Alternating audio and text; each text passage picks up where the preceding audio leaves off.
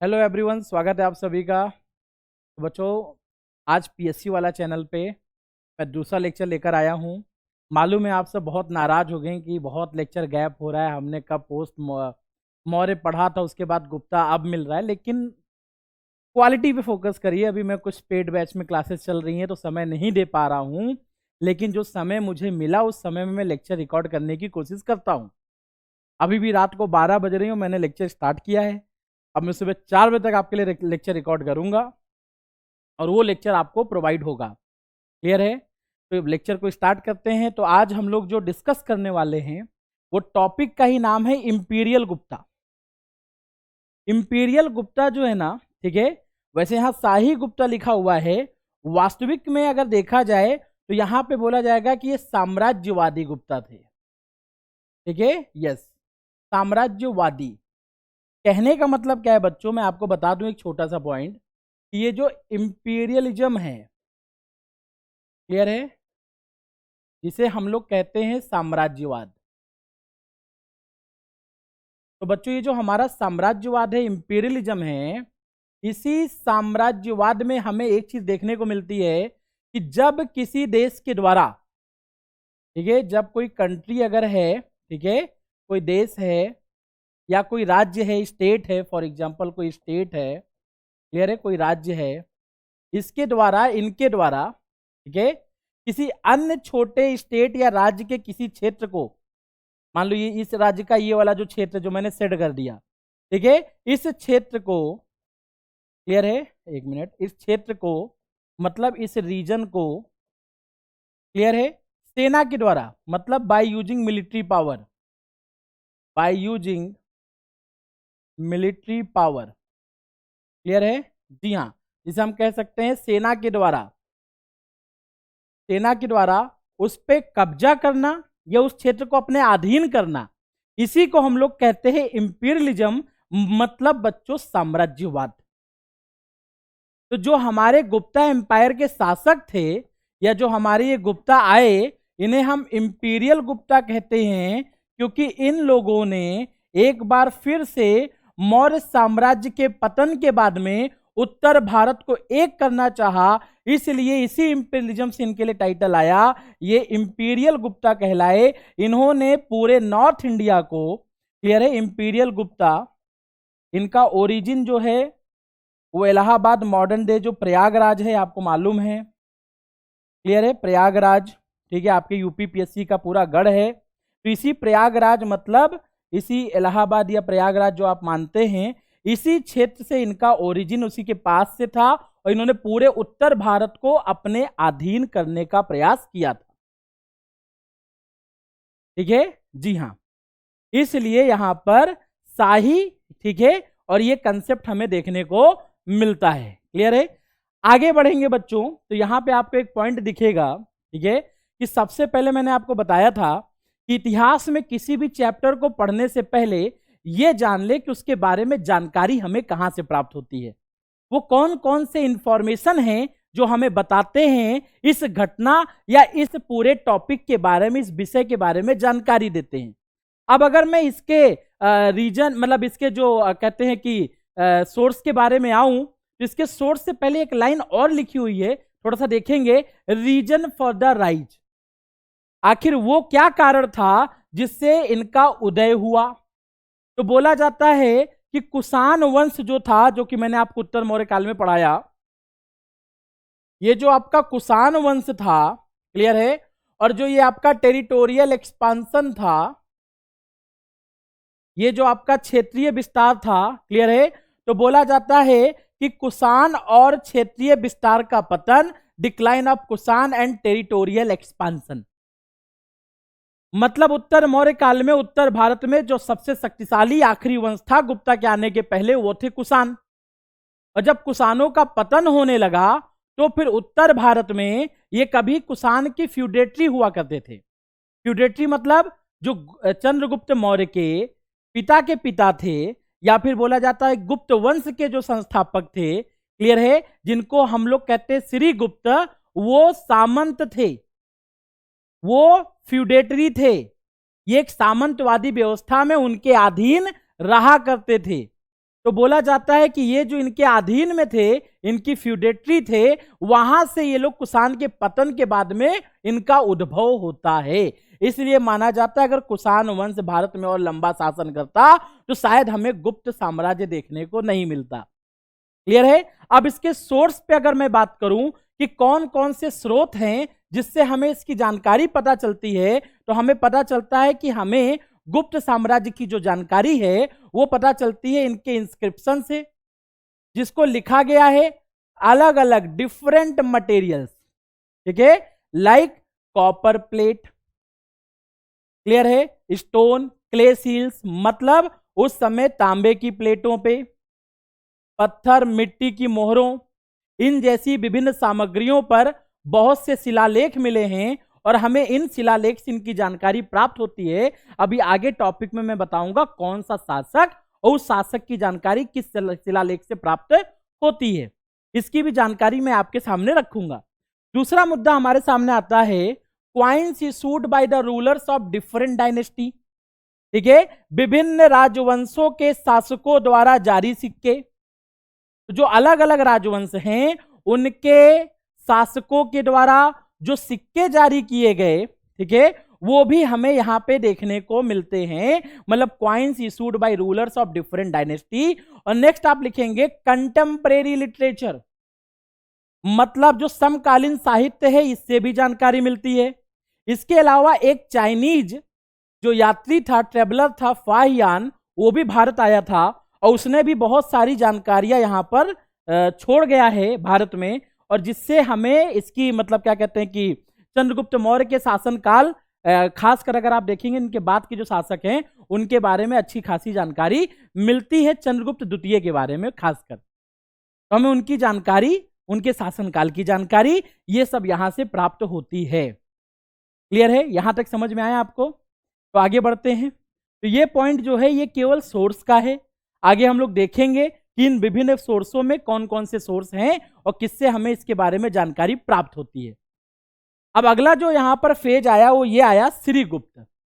बच्चों ये जो श्रीगुप्त हैं, क्लियर है, बोला जाता है कि गुप्त साम्राज्य के, मतलब जो शाही गुप्त हैं, इंपीरियल गुप्त हैं, उसके स्थापना से पहले, जैसे अगर मैं बोलूं तो अंतर है, एक ने गुप्त वंश की स्थापना की, एक ने गुप्त काल की स्थापना की। गुप्त काल की स्थापना का श्रेय चंद्रगुप्त प्रथम को जाता है, चंद्रगुप्त फर्स्ट को, और गुप्त वंश जो है या फिर इस वंश की नींव रखने वाले श्रीगुप्त थे, इन्हीं के नाम पे पड़ा। तो इनका जो शासन काल था 240 से 280 के बीच में था। बोला जाता है कि ये फाउंडर थे गुप्ता एम्पायर के, और इनको जो टाइटल मिला वो मिला महाराजा। तो इन्हें महाराजा जो है, ठीक है, इस शब्द, इस टाइटल से जाना जाता है। और इनका मतलब आपने शासनकाल वगैरह तो आप यहाँ पे देख ही रहे हैं कि सेम आपको हिंदी में भी देखने को नोट्स मिल जाएगा। अब बोला जाता है कि श्रीगुप्त के बाद में जो दूसरे शासक हुए वो हुए घटोत्कच। ये घटोत्कच कौन थे? ये श्रीगुप्त के बेटे थे, और इन्होंने जो टाइटल अडॉप्ट किया वो टाइटल था महाराजा का। देख पा रहे होंगे आप। तो इन्होंने जो टाइटल अडॉप्ट किया वो महाराजा है, इन्होंने भी महाराजा। कहने का मतलब कि जब गुप्त शासक स्टार्टिंग में आए, शुरुआत में आए, और उन्होंने अपने आप को यहां पर स्थापित किया, तो जब अपने आप को यहां पर ये लोग स्थापित करते हैं तो बोला जाता है कि जब इन्होंने अपने आप को यहां पर स्थापित किया तो एक खास चीज देखने को मिली कि इन दोनों लोगों ने महाराजा जैसे टाइटल या महाराजा जैसे शीर्षक का प्रयोग किया अपने नाम के पहले। महाराजा श्रीगुप्त, महाराजा घटोत्कच। क्यों? क्योंकि अपने आप को एक परिचय, एक लोगों के बीच में अपना जो प्रतिष्ठा है उसको बढ़ाने के लिए। लेकिन फिर बोला जाता है कि जब वास्तविक रूप में अगर देखा जाए तो घटोत्कच के पुत्र और महाराजाधिराज की उपाधि धारण करने वाले चंद्रगुप्त प्रथम ने, चंद्रगुप्त फर्स्ट ने, बोला जाता है कि गुप्ता इरा की शुरुआत की। ठीक है, गुप्ता युग की बोल सकते हैं। इसकी शुरुआत करने और इसकी स्थापना करने का पूरा श्रेय आपको चंद्रगुप्त प्रथम को जाता है, जो 319 से 320 के बीच में, ठीक है, आप देखेंगे कि इसकी शुरुआत इन्होंने कर दी थी 319-20 में। यह जानकारी हमें यहां पे प्राप्त होती है। क्लियर है? यस। तो इस प्रकार से हम देख सकते हैं कि चंद्रगुप्त प्रथम के द्वारा वास्तविक रूप से गुप्ता युग या गुप्त युग की स्थापना की गई थी। अब बच्चों इसमें अगर आगे चलें तो इसमें और पॉइंट में हमें मिलता है कि चंद्रगुप्त जब आए तो अब यहां पे बहुत सारे कंफ्यूजन है। पहला कंफ्यूजन कौन है, क्या है कि ये थे कौन? तो कुछ लोग कहते हैं ये वैश्य थे। अब आप चौंक जाओगे कि सर एक वैश्य और शासन कर रहा है, ये तो आपके मन में डाउट आएगा ना कि सर एक वैश्य शासन कर रहा है। क्लियर है? आपको लग रहा होगा सर बार बार पसीना पोंछ रहे, इसी काम नहीं कर रहा पूरी तरीके से यहाँ स्टूडियो में, ठीक है। तो मैंने कहा चलो पसीना पोंछ ही लिया जाए, ठीक है, इरिटेशन नहीं होना चाहिए पढ़ाते समय। तो यहाँ पे देखेंगे बच्चों, बोला जाता है कि जब ये वैश्य ओरिजिन थे, याद रखना यहाँ पे एक बात यहाँ पे ध्यान रखना आप, जो कि आपको मालूम होना चाहिए कि जो गुप्ता थे, ठीक है, ये वैश्य ओरिजिन थे। क्लियर है? हाँ, वैश्य ओरिजिन, इसका मतलब क्या थे? ठीक है, ये वैश्य थे जाति से। क्लियर है? अब जो वैश्य है ये बन गया है शासक।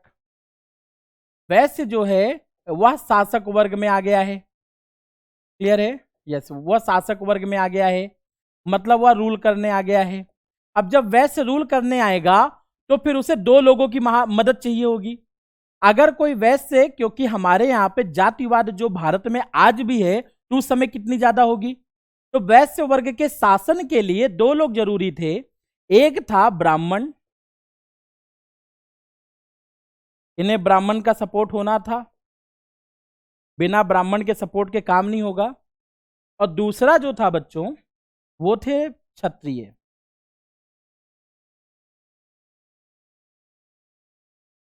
ठीक है, क्षत्रिय।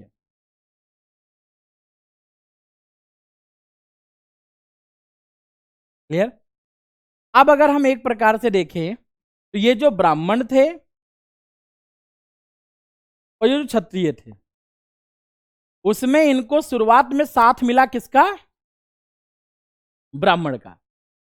और बोला जाता है इसीलिए कि जो गुप्त वंश है, गुप्ता जो है, या फिर इन्होंने जो फाउंड किया गुप्ता इरा, क्लियर है, गुप्ता इरा, इसे हम लोग गुप्त युग को, ठीक है, गुप्त युग को हम लोग एक नाम देते हैं, थोड़ा ध्यान दीजिएगा आप सभी, बहुत जरूरी है बेटा। गुप्त युग जो शुरू हुआ इसे हम रिवाइवल ऑफ ब्राह्मणिज्म भी मानते हैं। खैर इसकी शुरुआत तो शुंग वंश के टाइम में हो गई थी। क्लियर है? हाँ, मतलब ब्राह्मणवाद, ठीक है, हाँ, की पुनर्स्थापना। क्यों? क्योंकि इनको मालूम था कि अगर हमें भारत में शासन करना है या उत्तर भारत में, और हमें अपना शासन स्थापित करना है, तो यह बहुत जरूरी है कि हमें ब्राह्मण से सपोर्ट मिल जाए। तो ब्राह्मणों को जमीन दान में देना आपने देखा होगा, ठीक है। इसीलिए अगर आप देखोगे तो इसको मैं कुछ एग्जाम्पल से प्रूव करता हूं जो शायद आपको समझ में आ जाए। ठीक है, क्लियर है? Land granted to the Brahmins,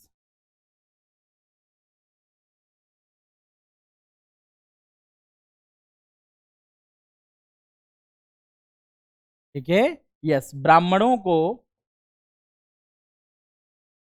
को भूमि दान दिया गया। ये पहला पॉइंट हो गया आपका। दूसरा पॉइंट हमें क्या समझ में आता है? दूसरा पॉइंट यहाँ पे ये समझ में आता है, ठीक है, जो कि बहुत इंपॉर्टेंट है, वो ये समझ में आता है, हाँ, ठीक है, स्टार्टेड टेम्पल मेकिंग, या फिर सीधे लिखेंगे टेम्पल मेकिंग। क्लियर है? टेम्पल मेकिंग का मतलब मंदिर निर्माण। ठीक है, आप सभी को मालूम है कि गुप्त काल में ही, ठीक है, मंदिर निर्माण की एक खास शैली का विकास हुआ जिसे हम कहते हैं Nagara style of temple architecture, Nagara style कहते हैं। ठीक है, तो नगर शैली जो है मंदिर निर्माण की, इसका विकास आपको यहीं पे देखने को मिलेगा। क्लियर है? तो मुझे लग रहा है आपको कि यहां तक की चीजें आपको क्लियर हो गई होंगी कि आखिर वो क्या कारण था। फिर आपको लगेगा एक डाउट तो रह गया सर, ये क्षत्रिय का सपोर्ट कैसे मिला? बच्चों, क्षत्रिय के सपोर्ट के लिए ही आप देखेंगे कि चंद्रगुप्त प्रथम ने कुमार देवी से विवाह किया था। अब ये जो कुमार देवी हैं ये लिच्छवी की राजकुमारी थी, क्लियर है, ये लिच्छवी प्रिंसेस थी। और लिच्छवी क्या थे, पावरफुल, ठीक है, पावरफुल क्षत्रिय बोल सकते हैं डायनेस्टी थी नेपाल के तराई रीजन में। आपने देखा होगा लिच्छवी के साथ में वैवाहिक संबंध मगध के लोगों ने बहुत पहले से स्थापित किया है, चाहे वो बिंबसार हो, चाहे बाद में आप देखेंगे और भी शासक आए, क्योंकि सबको मालूम था कि लिच्छवी जो हैं वो हमारे पास में है, हमारे उत्तर में स्थापित है नेपाल के तराई में। और मतलब नेपाल तराई छोड़िए, गंगा नदी के उस पार और गंगा नदी के इस पार मगध था। तो गंगा नदी के उत्तर में लिच्छवी, गंगा के दक्षिण में मगध। इसलिए बोला जाता था कि लिच्छवी जो है, अगर इन लोगों ने उनसे वैवाहिक संबंध स्थापित नहीं किया होता तो बहुत जल्दी लिच्छवी इनके क्षेत्रों पर आक्रमण कर देते और इनके क्षेत्रों को समाप्त करके अपने कब्जे में कर लेते, क्योंकि जाति से ये वैश्य थे और उस समय जातिवाद का बोलबाला बहुत ज्यादा था। दूसरा, अगर आप यहां पे देखेंगे, issued coins in the joint name of his queen and himself. देखिए हर एक बात जो है, हर एक स्टेटमेंट जो है वो मेरी बात को प्रूफ कर रहा है, मेरे सिद्धांत को स्थापित कर रहा है, बता रहा है। क्या देखेंगे यहां पे बोला जाता है कि अपनी रानी और खुद के संयुक्त नाम पर इन्होंने सिक्के भी जारी करवाए। तो बोला जाता है अपने रानी के नाम पे, अपने खुद के संयुक्त नाम पे इन लोगों ने बहुत बड़े स्तर पे सिक्के भी यहां पे छपवाए थे। बोला जाता है कि चंद्रगुप्त प्रथम ने तो छपवाया ही, इनके बेटे ने जो समुद्रगुप्त है उनके समय भी छपे, और इन लोगों ने बार बार अपने साथ में लिच्छवी शब्द का प्रयोग किया है ताकि बाकी राजपूतों को या क्षत्रियों को पता चल जाए कि भाई लिच्छवी हमारे रिश्तेदार हैं और हमसे पंगा लेने की जरूरत मत करना, हमें वैसे समझकर मत अटैक करना, हमारे लिच्छवियों के घर में भी रिश्तेदारी है। क्लियर है? तो एक बात यहां पे ये समझ में आई। और अगर मैं इसके एम्पायर की बात करूं तो वर्तमान में यूपी, बंगाल और आज का जो वर्तमान बिहार है, इसके कुछ क्षेत्रों में इनकी स्थापना थी, क्योंकि हम सभी को मालूम है कि यह दक्षिण, अगर आप देखेंगे तो ये बिहार के कुछ क्षेत्र में क्यों, गंगा नदी के नीचे वाला। क्लियर है? और ये इलाहाबाद के आसपास से राइज हुए थे, इसलिए बहुत जरूरी हो जाता है कि यूपी में तो इनका बोलबाला रहेगा, और खासकर पूर्वी यूपी में। They were considered as the first great king of the Gupta empire. तो चंद्रगुप्त मौर्य को हम गुप्त साम्राज्य का पहला सबसे शक्तिशाली शासक मानते हैं। क्लियर है? यहां तक क्लियर हुआ? जी हां। तो वही कहते हैं कि अगर हर एक पॉइंट हमारा क्लियर हो जाएगा, ठीक है, तो चीजें काफी आसान हो जाएंगी। अब यहां पे देखिए बच्चों, आपको एक और पॉइंट दिख रहा है स्क्रीन पे, समुद्रगुप्त के नाम से। अब ये समुद्रगुप्त कौन है? देखिए यहां पे लिखा हुआ है, he was the son and successor of the Chandragupta first. मतलब ये चंद्रगुप्त के पुत्र और उत्तराधिकारी हैं, ये चंद्रगुप्त के पुत्र हैं और उत्तराधिकारी हैं। क्लियर है? सन भी है, सक्सेसर भी हैं। क्लियर है? हाँ। और followed the policy of the war and conquest. Samudragupta को इसलिए जाना जाता है क्योंकि इन्होंने युद्ध, क्लियर है, और कॉन्क्वेस्ट मतलब विजय या क्षेत्रों पर अधिकार करना, विजय पाना, दूसरे क्षेत्रों को अपने कब्जे में करना, इसकी नीति का पालन किया था। इसीलिए विंटेज ऑर्थर स्मिथ ने, विंटेज ऑर्थर स्मिथ जिसे हम शॉर्ट में बीए स्मिथ कहते हैं, क्लियर है बच्चों, बीए स्मिथ ने, ठीक है, इन्हें इंडियन नेपोलियन का नाम दिया है। ये नेपोलियन ऑफ इंडिया, मिटा देते, पूरा अच्छे से लिख देते, नेपोलियन ऑफ इंडिया।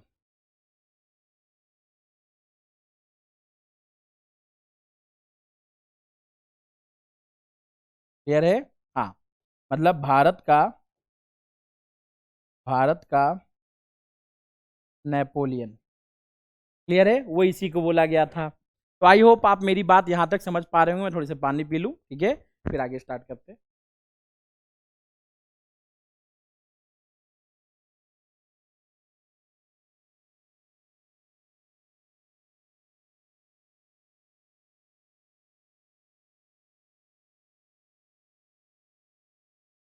हाँ जी बच्चों, तो देखेंगे बच्चों, ये आपको क्लियर हो गया होगा। इन्हें विंटेज ऑर्थर स्मिथ के द्वारा, ठीक है, B.A. स्मिथ के द्वारा यहाँ पर नेपोलियन ऑफ इंडिया, ये भारत के नेपोलियन का टाइटल भी दिया जाता है। आगे बढ़ते हैं।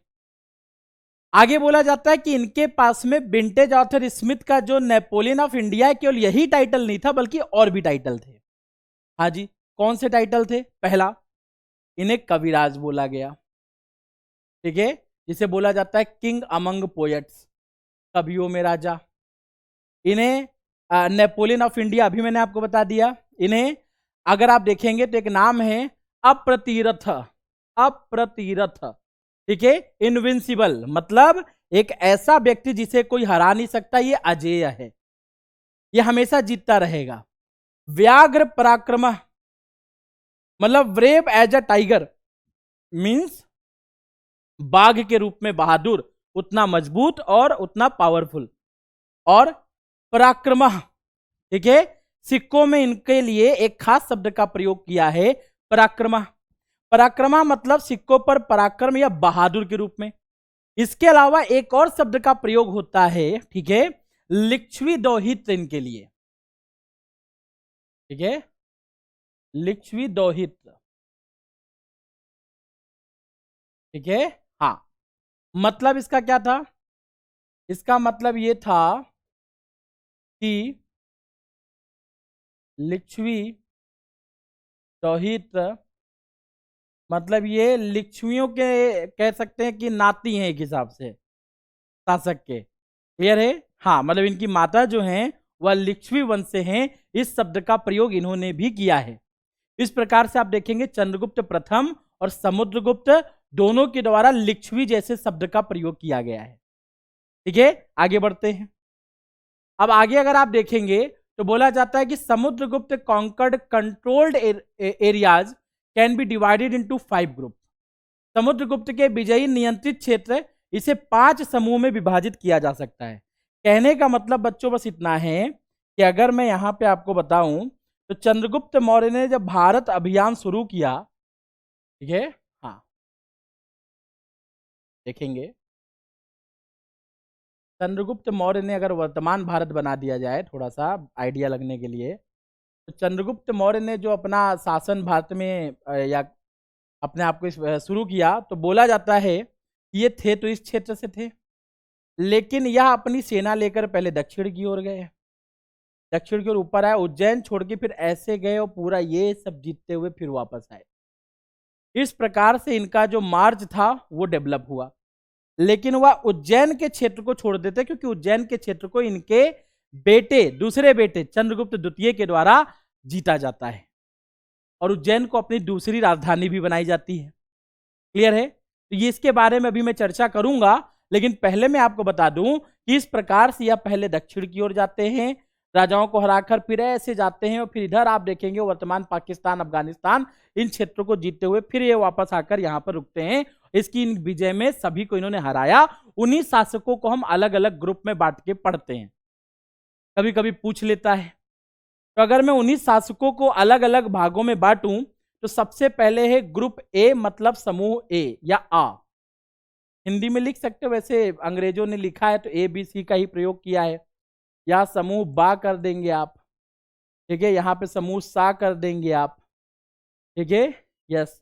तो यहाँ पे देखेंगे आप रूलर्स ऑफ गंगा यमुना दोआब, ठीक है, इन्होंने गंगा यमुना के दोआब क्षेत्र के शासकों को हराया और साथ में 9 नागा शासकों को हराया।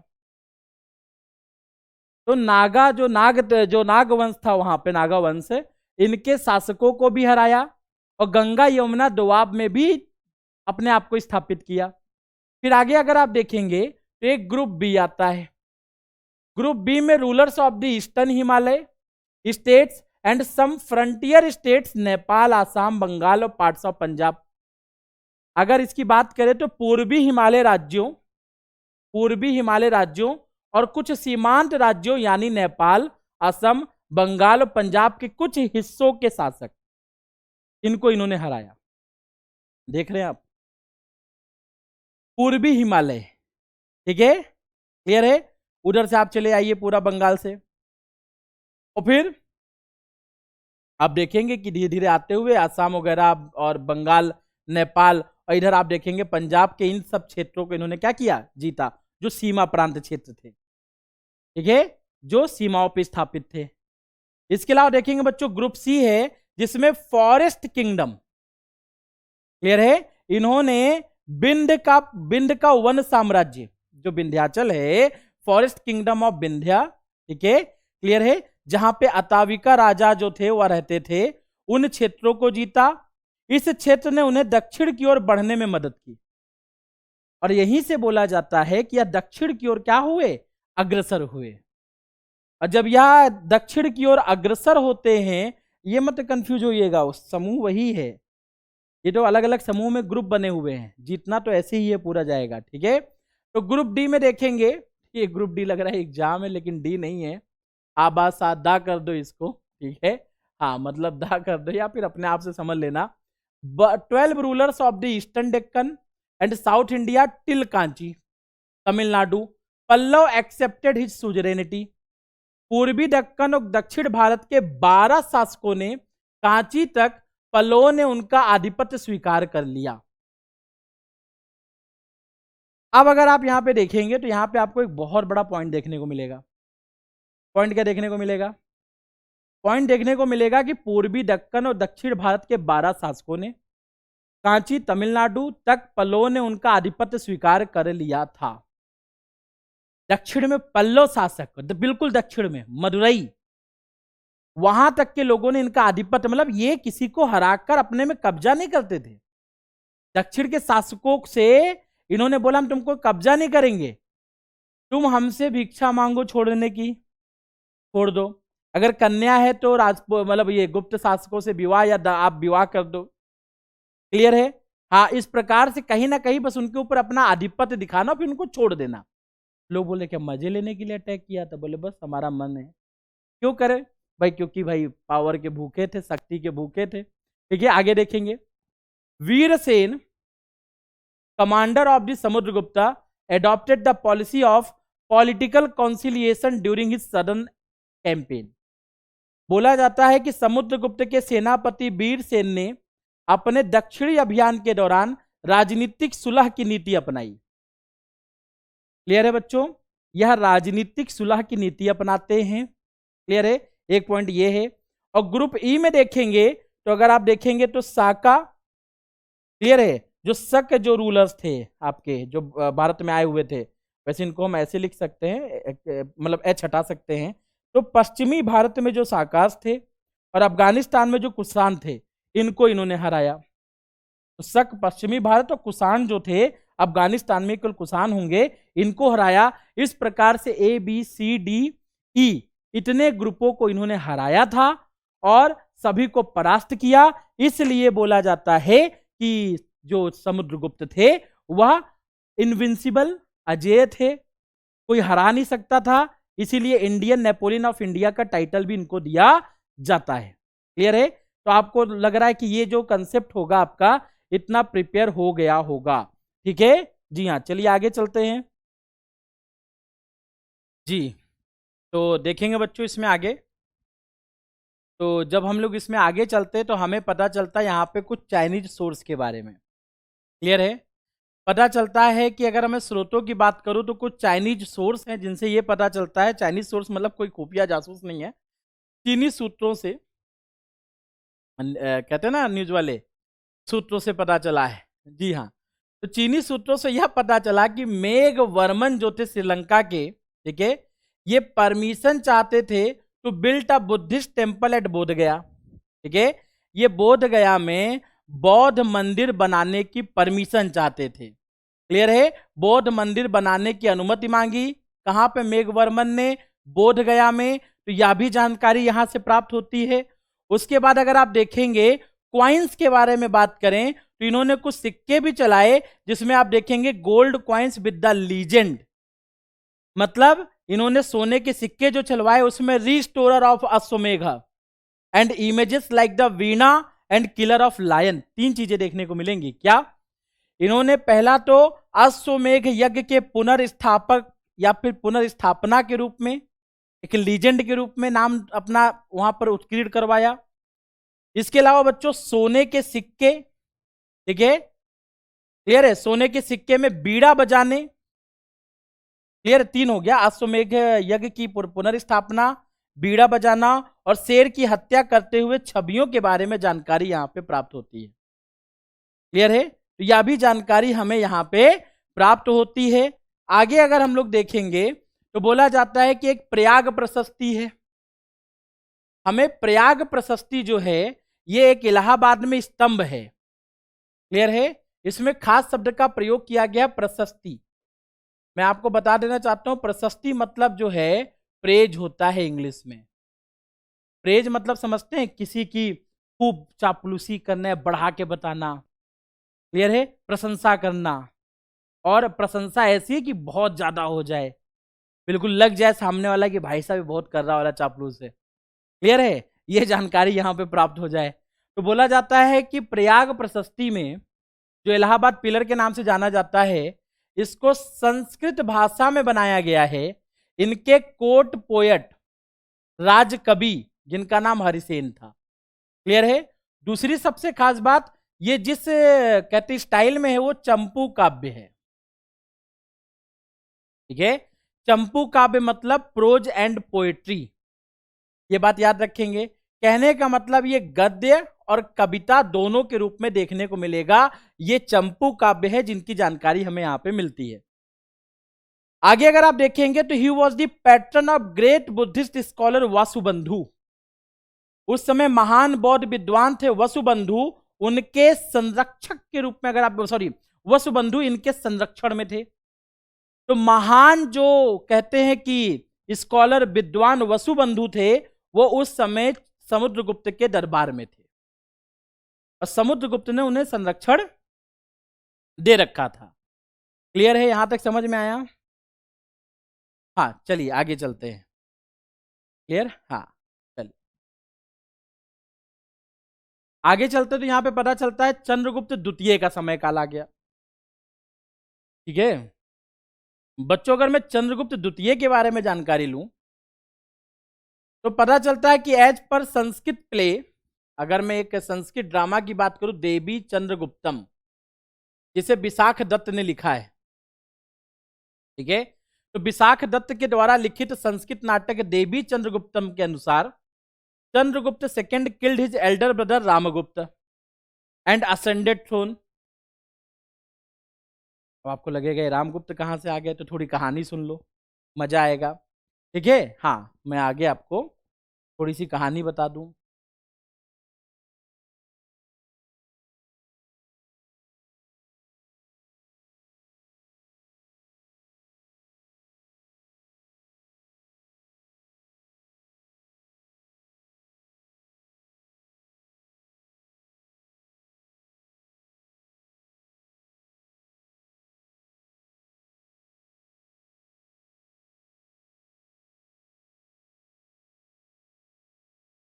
ठीक है।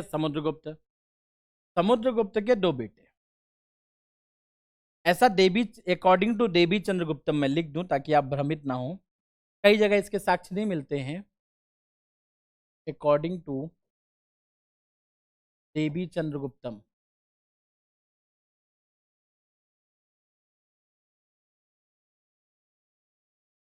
ठीक है। हाँ, अब अगर मैं देवी चंद्रगुप्तम के बारे में बात करूं तो यहाँ पे हमें एक खास जानकारी मिलती है।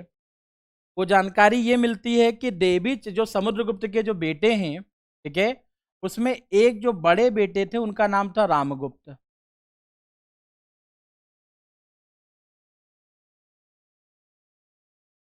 क्लियर है। और एक जो व्यक्ति था उसका नाम था चंद्रगुप्त सेकंड, जिनको आप जानते ही हैं। ठीक है। चंद्रगुप्त द्वितीय के नाम से जाने गए।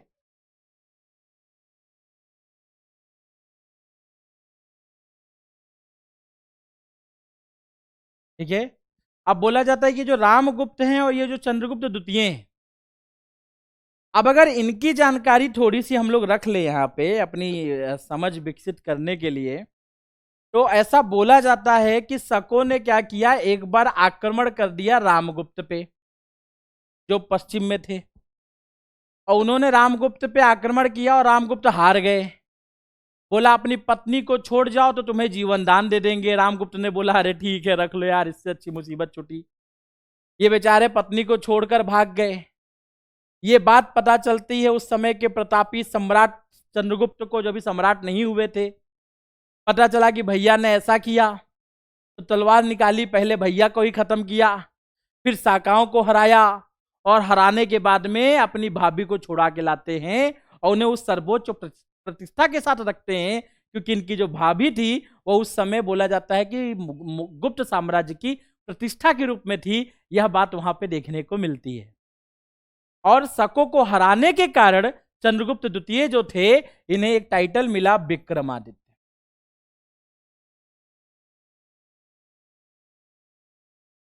ठीक है, और इसीलिए इन्हें हम लोग विक्रमादित्य के रूप में या विक्रमादित्य के नाम से जानते हैं। विक्रमादित्य का टाइटल तो चंद्रगुप्त विक्रमादित्य के नाम से बाद में जानेंगे। तो विक्रमादित्य टाइटल जो है ना, बहुत लोगों ने रखा है शीर्षक। ये टाइटल अडॉप्ट करने वाले ये भी थे, 17 लोगों ने हेमू तक किया था। हेमू 17वां आदमी था, जो आगे चल के आपको दिखेगा जब वो हुमायूं की सेना को, वो अकबर से युद्ध होगा पानीपत का तीसरा, हेमू के बीच में।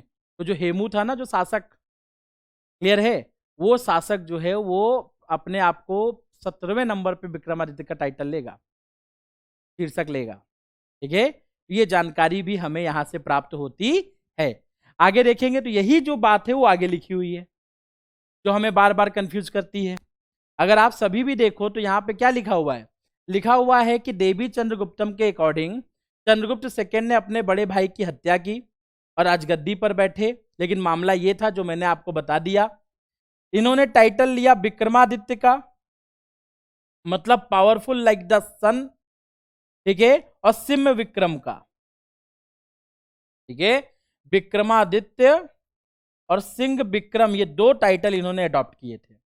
ये दो शीर्षक आपको यहां पे देखने को मिलेंगे। क्लियर, आगे बढ़ते हैं। अब आगे जाते हैं तो पता चलता है कि इनके और भी नाम थे। तो नाम ही इतने थे कि एक बार देखना पड़ेगा। तो अगर आप स्क्रीन पे देखो 2 मिनट के लिए तो आपको मिलेगा देवगुप्त, देवराज, देवश्री और शाका कॉन्करर। ठीक है, मतलब शाखाओं को हराने वाला। ठीक है, शक विजेता जी। उसके बाद देखेंगे कि इनकी जो पॉलिसी थी, तो जो हिंदी में भी देख लेना आप लोग, चौंक जाएंगे फिर। देवगुप्त, ठीक है, देवराज, देवश्री और शक विजेता, शकों को हराने वाले। क्लियर है। पॉलिसी अगर आप देखेंगे तो इन्होंने युद्ध के साथ में, विजय के साथ में मैरिज अलायंस भी किया। ठीक है, अगर मैं इनकी जो वैवाहिक या विवाह गठबंधन की बात करूं, इन्होंने खुद कुबेर नागा से विवाह किया था, जो उस समय नागा राजकुमारी थी। और चंद्रगुप्त द्वितीय की एक बेटी थी जिनका नाम प्रभावती था। तो प्रभावती जो हैं, इनकी शादी वकाटक के राजा रुद्रसेन द्वितीय से हुई। ठीक है, जी हाँ। तो बोला जाता है कि प्रभावती जो हैं, इनका विवाह वकाटक के राजकुमार रुद्रसेन द्वितीय से हुआ।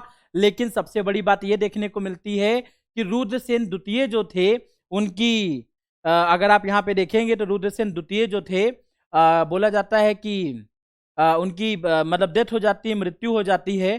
फिर प्रभावती ने साम्राज्य को चलाया और उसमें अप्रत्यक्ष रूप से हस्तक्षेप चंद्रगुप्त द्वितीय का था। तो बोला जाता है कि चंद्रगुप्त द्वितीय के समय काल में प्रभावती विडो होके, बहुत बड़ी बात है, जहां सती प्रथा इतना वर्चस्व है, वहां पे अपने पति की मृत्यु के बाद में वकाटक साम्राज्य को चला रही है और अप्रत्यक्ष रूप से अपने पिता का साथ है उसके साथ में। और चंद्रगुप्त द्वितीय अपनी नीतियों को, खासकर शकों को हराने के लिए वकाटक के क्षेत्र का प्रयोग भी करता है। क्लियर है, ये पॉइंट आपको एक यहाँ पे समझ में आएगा। ठीक है, जो मैंने आपको बताया। उसके बाद फिर देखेंगे बच्चों, after death of Rudrasena second, Chandragupta second indirectly controlled Vakataka kingdom. यही जो मैंने आपको बताया अभी, अप्रत्यक्ष रूप से वकाटक साम्राज्य को अपने अधीन लेते हैं। अब अगर बच्चों आगे बढ़ते हैं तो यहाँ पे पता चलता है कि चंद्रगुप्त द्वितीय का योगदान क्या था। तो अगर मैं योगदान की बात करूं तो इन्होंने आयरन पिलर इंस्क्रिप्शन मिलता है, लौह स्तंभ शिलालेख, जो दिल्ली में है। ये माना जाता है, believe to erected in Udayagiri Vidisha and then transfer to Mehrauli Anangpal Tomar. ठीक है, ऐसा माना जाता है कि यह उदयगिरी विदिशा में बनाया गया था और फिर अनंगपाल तोमर द्वारा महरौली में स्थानांतरित कर दिया गया, मतलब महरौली में इसको भेज दिया गया था। तो फिर अगर आप देखेंगे तो यहाँ पे खास चीज आपको पता चलती है, ठीक है, एक खास जानकारी भी जो आपको मिलती है कि इनके द्वारा जो आयरन पिलर था, ठीक है, उदयगिरी में, गेटिंग द पॉइंट, उसको बाद में महरौली, और महरौली में जाकर अगर आप देखेंगे कुतुब कॉम्प्लेक्स में, कुतुब मीनार वाले कॉम्प्लेक्स में, तो आपको ये देखने को मिलेगा। आपको मालूम है इसकी खास बात क्या है? ये प्योर आयरन है, और शायद कुछ लोग बोलते हैं 97% इसमें आयरन है, और इतना प्योर है कि अभी तक ये खुले में है, और कई हजार मतलब 100 वर्ष जो हैं तब से है, और अभी तक इसमें जंग नहीं लगी है, रस्टेड नहीं है, बिल्कुल पॉलिश की तरह, बिल्कुल जैसा लग रहा है कि बिल्कुल चमचमाता हुआ अभी भी है। ये पिलर आप कभी भी कुतुब मीनार जाएंगे तो उसमें आपको कॉम्प्लेक्स में देखने को मिलेगा। तो बोला जाता है कि महरौली में आपको जो पिलर देखने को मिलेगा, लौह स्तंभ, वो इन्हीं के टाइम में था। तो इससे ये भी पता चलता है कि उस समय लोगों के पास में तकनीकी विकसित हो गई थी कि लोहे को कैसे कास्ट करके, मतलब ढाल कर, ठीक है, मेल्ट करके, और उसके द्वारा इतना बढ़िया और अच्छा और प्योर आयरन का यूज करके लौह स्तंभ की स्थापना की गई। ठीक है, तो आप देख रहे हैं कि साथ साथ में आप देखेंगे तकनीकी भी विकसित होगी, विज्ञान का भी विकास होगा, खासकर गुप्त काल में तो बहुत ज्यादा होगा। क्लियर? अब अगर मैं क्वाइन की बात करूं तो इन्होंने दिनार नाम की क्वाइन जो सोने की थी वह इशू किए सिक्के, और सिल्वर में रूपक अगर आप देखेंगे तो याद रखेंगे सोने के, चांदी के और तांबे के, मतलब गोल्ड, सिल्वर और कॉपर, तीनों क्वाइन थे। सोने के सिक्के दिनार के नाम से जाने जाते थे, सिल्वर के रूपक के नाम से जाने जाते थे। ठीक है जी हाँ, ये दिनार है, दिनारा नहीं है, ठीक है हाँ। उसके बाद देखेंगे एक चाइनीज ट्रेवलर आया था इनके समय, फाहियान, जिसने एक बुक लिखी फो को की, ठीक है, यस। तो फो को की जो इनकी किताब है उसमें इन्होंने यहाँ के बारे में जानकारी रखी है। ये यात्रा में आते हुए इन्होंने लिखा था, यात्रा वृतांत है, कुछ जानकारी लिखी थी। फिर बोला जाता है कि जो उदयगिरी की गुफाएं हैं, जो इंस्क्रिप्शन है, वो इनको रेफर करता है एज अ दिग्विजय। क्लियर है जी हाँ, वो इन्हें दिग्विजय के रूप में क्या करता है, शिलालेख संदर्भित करता है।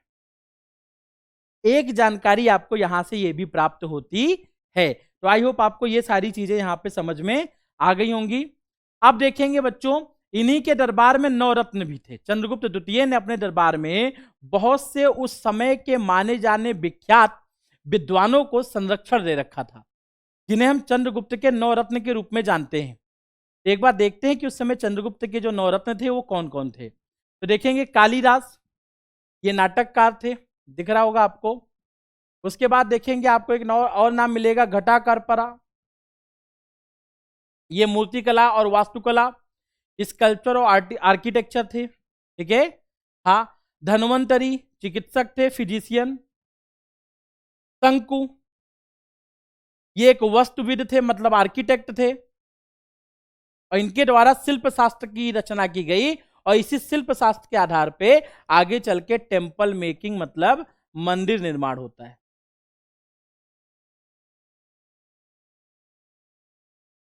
ठीक है जी हाँ। अगला देखेंगे, कहापन का एस्ट्रोलॉजर थे, ठीक है, ज्योतिष थे, जिन्होंने ज्योतिष शास्त्र लिखा। तो कहपानक जो ज्योतिष शास्त्र लिखा, शंकु जो आर्किटेक्ट थे, धन्वंतरी और घटकरपा और कालिदास, ये इनके दरबार में उस समय थे। उसके अलावा देखेंगे तो छठे नंबर पे आपको वरारुचि देखने को मिलेंगे। वरारुचि ये एक व्याकरण शास्त्री थे, मतलब ग्रामेरियन थे, जिन्होंने प्राकृत प्रकाश नाम की एक पुस्तक लिखी, जिसमें प्राकृत व्याकरण के बारे में जानकारी मिलती है। नेक्स्ट है आपके वेताल भट्ट। वेताल भट्ट जो थे वो जादूगर थे, मैजिशियन थे, इन्होंने मंत्र शास्त्र की रचना की। नेक्स्ट है आपके अमर सिम्हा। अमर सिम्हा जो है ना, ये लेक्सिकोग्राफर है। लेक्सिकोग्राफर कहने का मतलब क्या है कि अगर आप देखेंगे तो आप देखेंगे शब्द वगैरह की उत्पत्ति, ये सारी चीजें, तो इसमें आप देखेंगे अमर कोश वगैरह इनकी यहाँ पर आप देखेंगे, जहाँ पे बोला जाता है कि नाम लिंगानुशासनम, ठीक है, इसमें 1000 शब्दों के साथ संस्कृत की शब्दावली 3 भागों में विभाजित है। तो इन्होंने क्या किया है, vocabulary of Sanskrit with 1000 words divided into 3 part, 3 भागों में कहते हैं कि विभाजित, क्लियर है। इन्होंने संस्कृत की जो शब्दावली है उसको बांट रखा है और इसीलिए इनको लेक्सिकोग्राफर बोला जाता है, जिन्होंने अमरकोश की रचना की है। अमरकोश नाम है, मैं यहाँ पे लिख देता हूं, ठीक है। हाँ, अमरकोश की रचना की, कभी ऐसे मिलता है और कभी कोश ऐसे भी मिलता है, तो आप ये वाला लिखेंगे, ठीक है, अमरकोश की रचना की है, ठीक है। हाँ, फिर नेक्स्ट बच्चों वराहमिहिर, ये नाम तो आप कैसे भूल सकते हैं।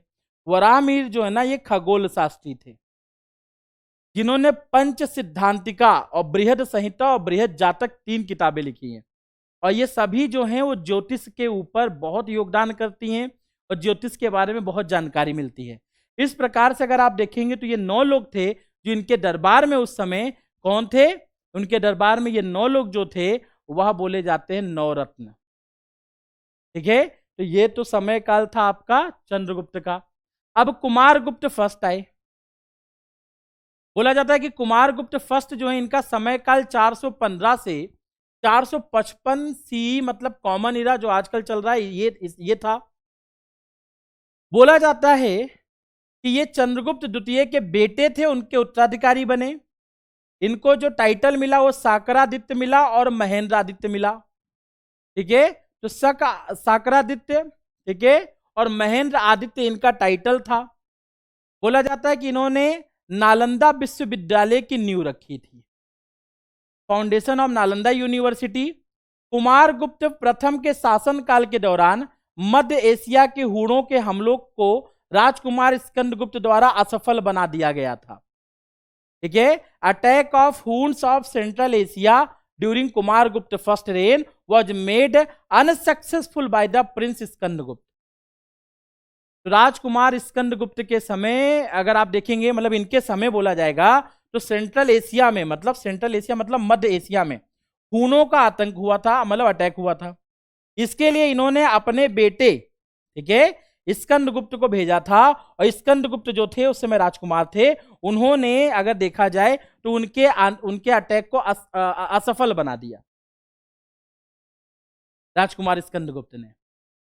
तो एक पॉइंट जो है, एक जानकारी जो है वो ये भी हमें यहां पे प्राप्त होती है। आगे देखेंगे। अब अगर बच्चों में आगे चलूं तो अगर देखेंगे तो इनके बारे में एक बहुत अच्छी कुछ जानकारियां देख लेते हैं। एक आपको बिलसाड़ इंस्क्रिप्शन मिलेगा, बिलसाड़ जो है शिलालेख वो प्राप्त होगा। बोला जाता है कि यह इनके शासनकाल का सबसे पुराना शिलालेख है जो हमें प्राप्त होता है, इसकी जानकारी देता है।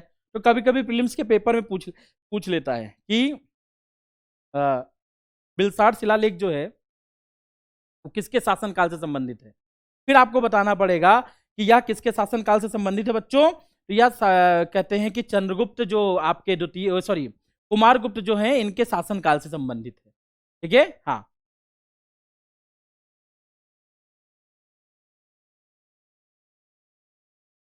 मंदसौर की बात करें तो बोला जाता है मंदसौर जो है ना वो दासपुर एमपी में है, ठीक है। Written by Vatsa Bhatta and refers Kumaragupta as the reigning over the whole earth, ठीक है। कुमारगुप्त पृथ्वीम प्रशस्ति plus migration of silk weavers from Lata Gujarat to Dashapura plus तंतुवया सूर्य टेम्पल बाय गिल्ड्स। तो बहुत सारी जानकारी, इनको मैं थोड़ा एक एक समझाता हूँ, पढ़ना क्या मतलब होगा तो समझ लीजिए। देखिए, बोला जाता है कि जो मंदसौर का जो इंस्क्रिप्शन है, तो ऐसा बोला जाता है, ठीक है, कि गुप्त साम्राज्य में चंद्रगुप्त द्वितीय के बाद क्योंकि रोमन साम्राज्य का पतन हो गया था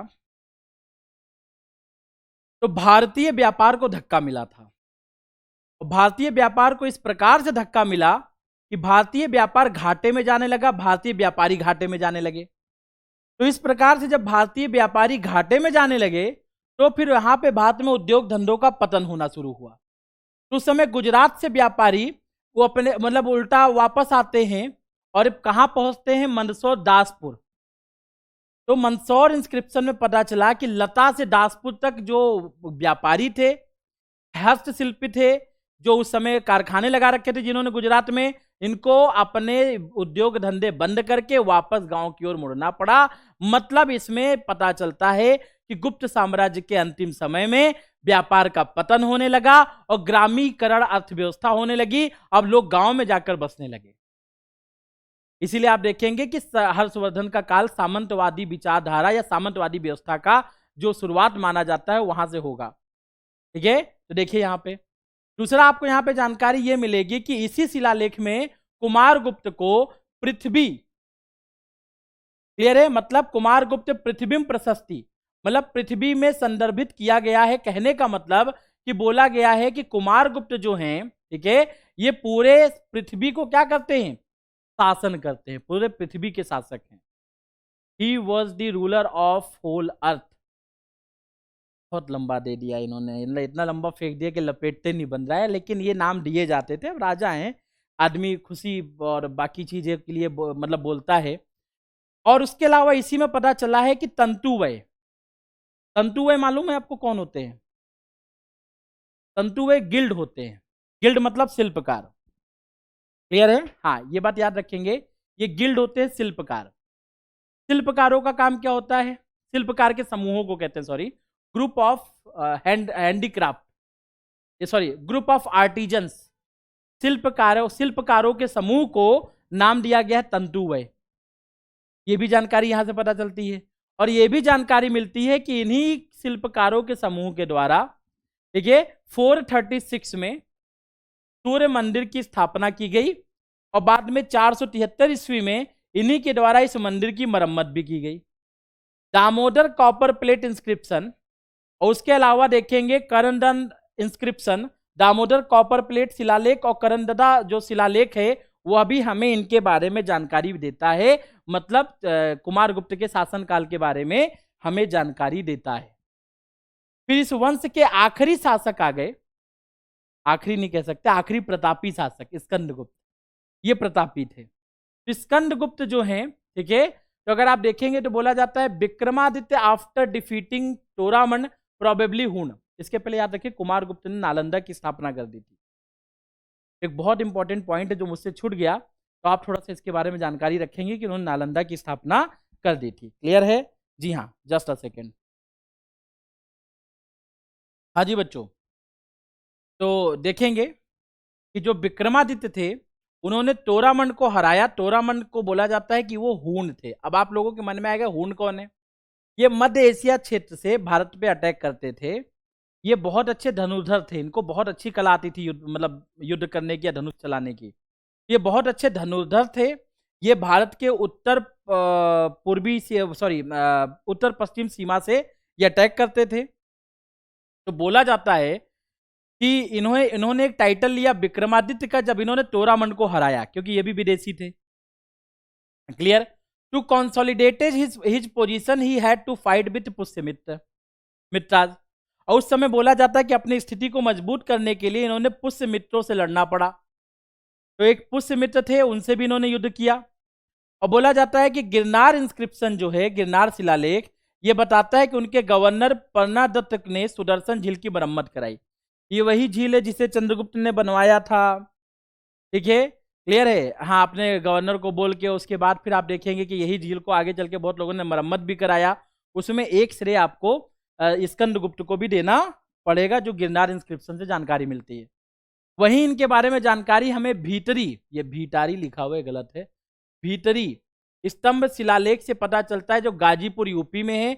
और यहीं पे गुप्त वंशावली है। गुप्त वंशावली मतलब श्रीगुप्त, घटोत्कच, चंद्रगुप्त प्रथम, समुद्रगुप्त, चंद्रगुप्त द्वितीय, मतलब ठीक है। और ये सब जो जानकारी है वो हमें पता चलती है गुप्ता जीनियोलॉजी के बारे में भीतरी पिलर इंस्क्रिप्शन से, गाजीपुर यूपी में।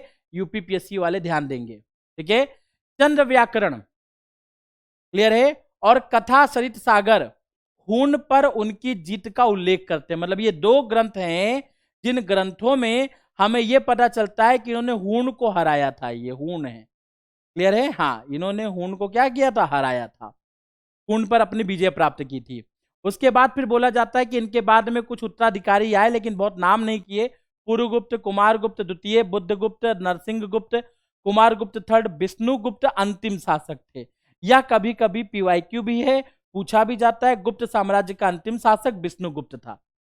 ठीक है, तो ये जानकारी देंगे कि गुप्त साम्राज्य का जो अंतिम शासक था वह विष्णुगुप्त था। अब सामने एक और क्वेश्चन आता है, गुप्त साम्राज्य का पतन कैसे हुआ। तो जो पहली हेडिंग है ये इसका मुख्य कारण है कि गुप्त साम्राज्य के पतन के पीछे हूण का आक्रमण जो है वह मेन कॉज है, मुख्य कारण है। इस समय हूणों ने भारत पर अटैक किया। उत्कृष्ट घुड़सवारी, बहुत अच्छी घुड़सवारी आती थी और विशेषज्ञ तीरंदाज थे। तोरमन जो संस्थापक थे, ठीक है, बोला जाता है इनको स्कंदगुप्त ने हराया था, जो हूण वंश के संस्थापक के रूप में जाने जाते, तोरमन या तोरमान जो बोला जाता है, दोनों नाम है, कभी कहीं तोरमन मिलता है। इनको हराया था स्कंदगुप्त ने। फिर मिहिर कुल आते हैं। बोला जाता है कि कल्हण और हेन सांग द्वारा राजतरंगणी में, मतलब कल्हण के द्वारा राजतरंगणी में, क्लियर है, और हेन सांग जो है, ठीक है, हेन सांग मतलब यहां पे हेन सांग नहीं यूज करेंगे, कल्हण के द्वारा राजतरंगणी में, और हेन सांग ने इनको बोला है कि ये बौद्धों पे अत्याचारी थे, मतलब बौद्धों के ऊपर अत्याचार करते थे, बौद्ध भिक्षुओं की हत्याएं और उनको मारने का इनके ऊपर इल्जाम लगाते हुए हेन सांग। ये एक और चाइनीज ट्रेवलर है जो हर्षवर्धन के काल में आएगा, ठीक है, जी हाँ। आगे देखेंगे तो इसी में एक शासक है यशोधर्मन। ये मालवा के अलौकी मतलब मालवा के औलीकारा के नाम से जाने जाते हैं, क्लियर है। नरसिंह गुप्त बालदित्य, गुप्त साम्राज्य। कन्नौज के मौखरी ने सिख के गठबंधन से पराजित गुप्त साम्राज्य की कमजोरी का उजागर किया। ये सभी मिल जाते हैं। कौन? यशोधर्मन, नरसिंहगुप्त, ठीक है, हाँ, और मौखरी कन्नौज के, और तीनों मिलकर इनको हरा देते हैं। गुप्त साम्राज्य की कमी पता चल जाती है और इसी समय सामंतों का उदय भी हुआ और हूण के आक्रमण के कारण भारत में सामंतों का उदय भी देखने को मिलता है, ठीक है। सामंतवादी विचारधारा फिर से उभरती है, लेकिन यह हर्षवर्धन के काल में तेजी से उभरेगी। और आखिरी है इकोनॉमिक इनस्टेबिलिटी। ये इंडिपेंडेंट रूलर थे और फ्री लैंड ग्रांट दिया जाता था, स्वतंत्र शासक, और इनको जो भूमि थी मुक्त भूमि अनुदान में मिलता था, और इस प्रकार से बोला जाता है कि इनकी अर्थव्यवस्था भी चरमरा गई। ठीक है आपको? जो शासक कम पावरफुल थे वो कमजोर के अंतर्गत रहना नहीं चाहते थे, ठीक है, तो उनको हटाते हुए इन्होंने अपने आप को स्थापित किया। तो थोड़ी सी मेरी तबीयत खराब है, इसलिए थोड़ा सा आपको कहते हैं कि लेक्चर में वो पीक नहीं मिल पा रहा होगा जो मैं पढ़ाता हूँ हमेशा, ठीक है, हर एक चीज़ बहुत डिटेल में बोलते हुए। तो अभी मैं थोड़ा सा लाइन टू लाइन इसीलिए जा रहा हूँ क्योंकि थोड़ा सा, ठीक है, डिस्कशन में दिक्कत हो रही है, लेकिन आपको अच्छा मिलेगा, ठीक है। ये आपके मतलब इसीलिए मैंने सारे पॉइंट कवर किए हैं, कुछ भी छोड़ा नहीं है, ठीक है। तो यहाँ पे बच्चों गुप्त साम्राज्य का हो जाता है पतन, क्लियर है। अब इसके आगे हम लोग देखेंगे गुप्त साम्राज्य की अर्थव्यवस्था, प्रशासन, उसकी सामाजिक व्यवस्था, इन सभी के बारे में, ठीक है। हाँ, चलिए आगे चलते हैं।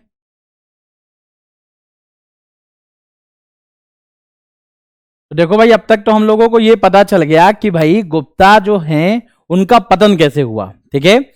मतलब हम लोगों ने यहाँ पे ये जान लिया कि गुप्ता शासन जो था उसके डिक्लाइन होने के पीछे, उसके पतन के पीछे कौन कौन से कारण थे। अब हम लोगों को चर्चा करनी है कि भाई ये जो गुप्ता एम्पायर था, ठीक है, तो अगर आपको किसी भी, क्योंकि अगर आप देखेंगे स्टेट पीसीएस हो चाहे यूपीएससी हो चाहे कोई भी एग्जाम हो, उन सभी एग्जामों में अगर आपको फंसाना चाहेगा तो क्वेश्चन इस जगह से ज्यादा आते हैं। मतलब हमें गुप्ता एम्पायर की पॉलिटी, ठीक है, हाँ, पॉलिटी मतलब राजनीति, क्लियर है। दूसरा अगर आप देखेंगे इकोनॉमी, ठीक है, आर्थिक, ठीक है, फिर आप देखेंगे सोसाइटी मीन्स सामाजिक, ठीक है, फिर आप देखेंगे अगर तो थोड़ा सा इनका कंट्रीब्यूशन जो हमारे यहाँ पे कल्चर में, खासकर लिटरेचर में हुआ था इस समय, ठीक है, तो यहां पे हम लोग लिख लेंगे सांस्कृतिक।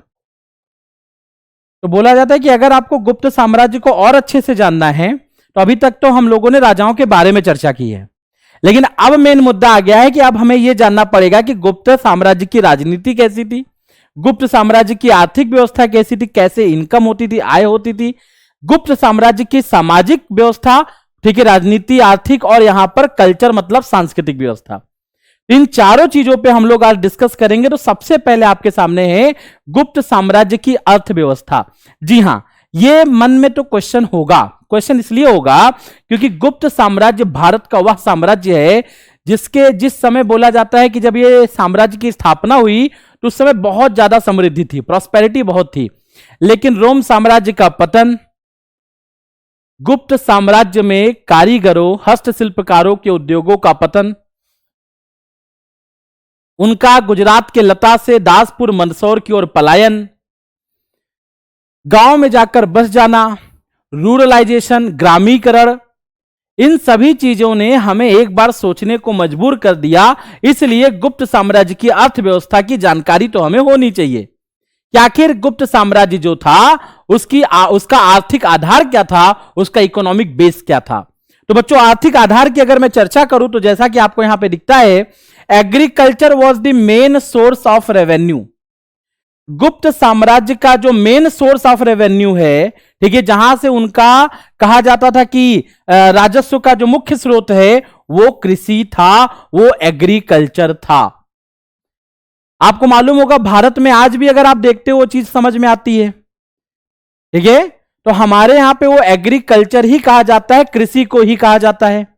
फिर बोला जाता है कि भूमि के प्रकार, तो भूमि के प्रकार की अगर मैं बात करूं तो बोला जाता है कि गुप्त साम्राज्य में क्षेत्र, लैंड अंडर द कल्टीवेशन, मतलब जिस भूमि पर खेती होती थी उसे क्षेत्र कहा जाता था। उसके बाद फिर जमीन होती थी खिला, और खिला के बाद होती थी अपरहत, ठीक है। तो खिला और अपरहत, ठीक है, अपरहत इसको बोला जाता था, ऐसी जमीन जिसपे कोई खेती नहीं होती थी। इस प्रकार से अगर आप देखेंगे तो 3 भागों में यह बटा हुआ है। जमीन को क्षेत्र कहा जाता था, खिला कहा जाता था, और जिस जमीन पर खेती ना हो उसे अपरहिता, मतलब ये तीसरे नंबर पर भूमि का नाम होता था। इस आधार पे हम समझ सकते हैं कि अगर किसी साम्राज्य में भूमि के प्रकार को उसकी खेती के आधार पे बांटा गया, मतलब इसी में कर की व्यवस्था, इस आधार पे कर लगेगा, कर आरोपित किया जाएगा। अगला देखेंगे बच्चों, लैंड मेजरमेंट सिस्टम।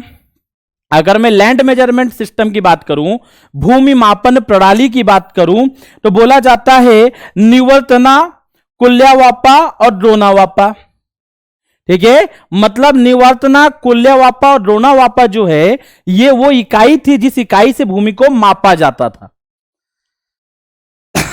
समझ में आ रहा है आपको? तो ये आप देखेंगे कि भूमि का मापन भी उस समय होता था। मतलब अगर एग्रीकल्चर किसी राज्य की आय का मुख्य स्रोत है, agriculture was the main source of income, that's why we need to focus on the agriculture first. That's why that empire means imperial Guptas having a lot of focus on the agriculture and they divided the land, ठीक है, in 3 kinds, क्षेत्र, खिला, अपरहत, and also they started the measurement of land and even they also focus on the irrigation. वह सिंचाई पर भी focus करते थे। अब अगर आप देखेंगे सिंचाई के बारे में तो यहां पे बोला जाता है कि सिंचाई के लिए आप देखेंगे तड़ागा मतलब जलाशय, ठीक है, जहां पे जलाशय बनाए जाते थे, बहुत से जलाशय का प्रयोग हुआ है।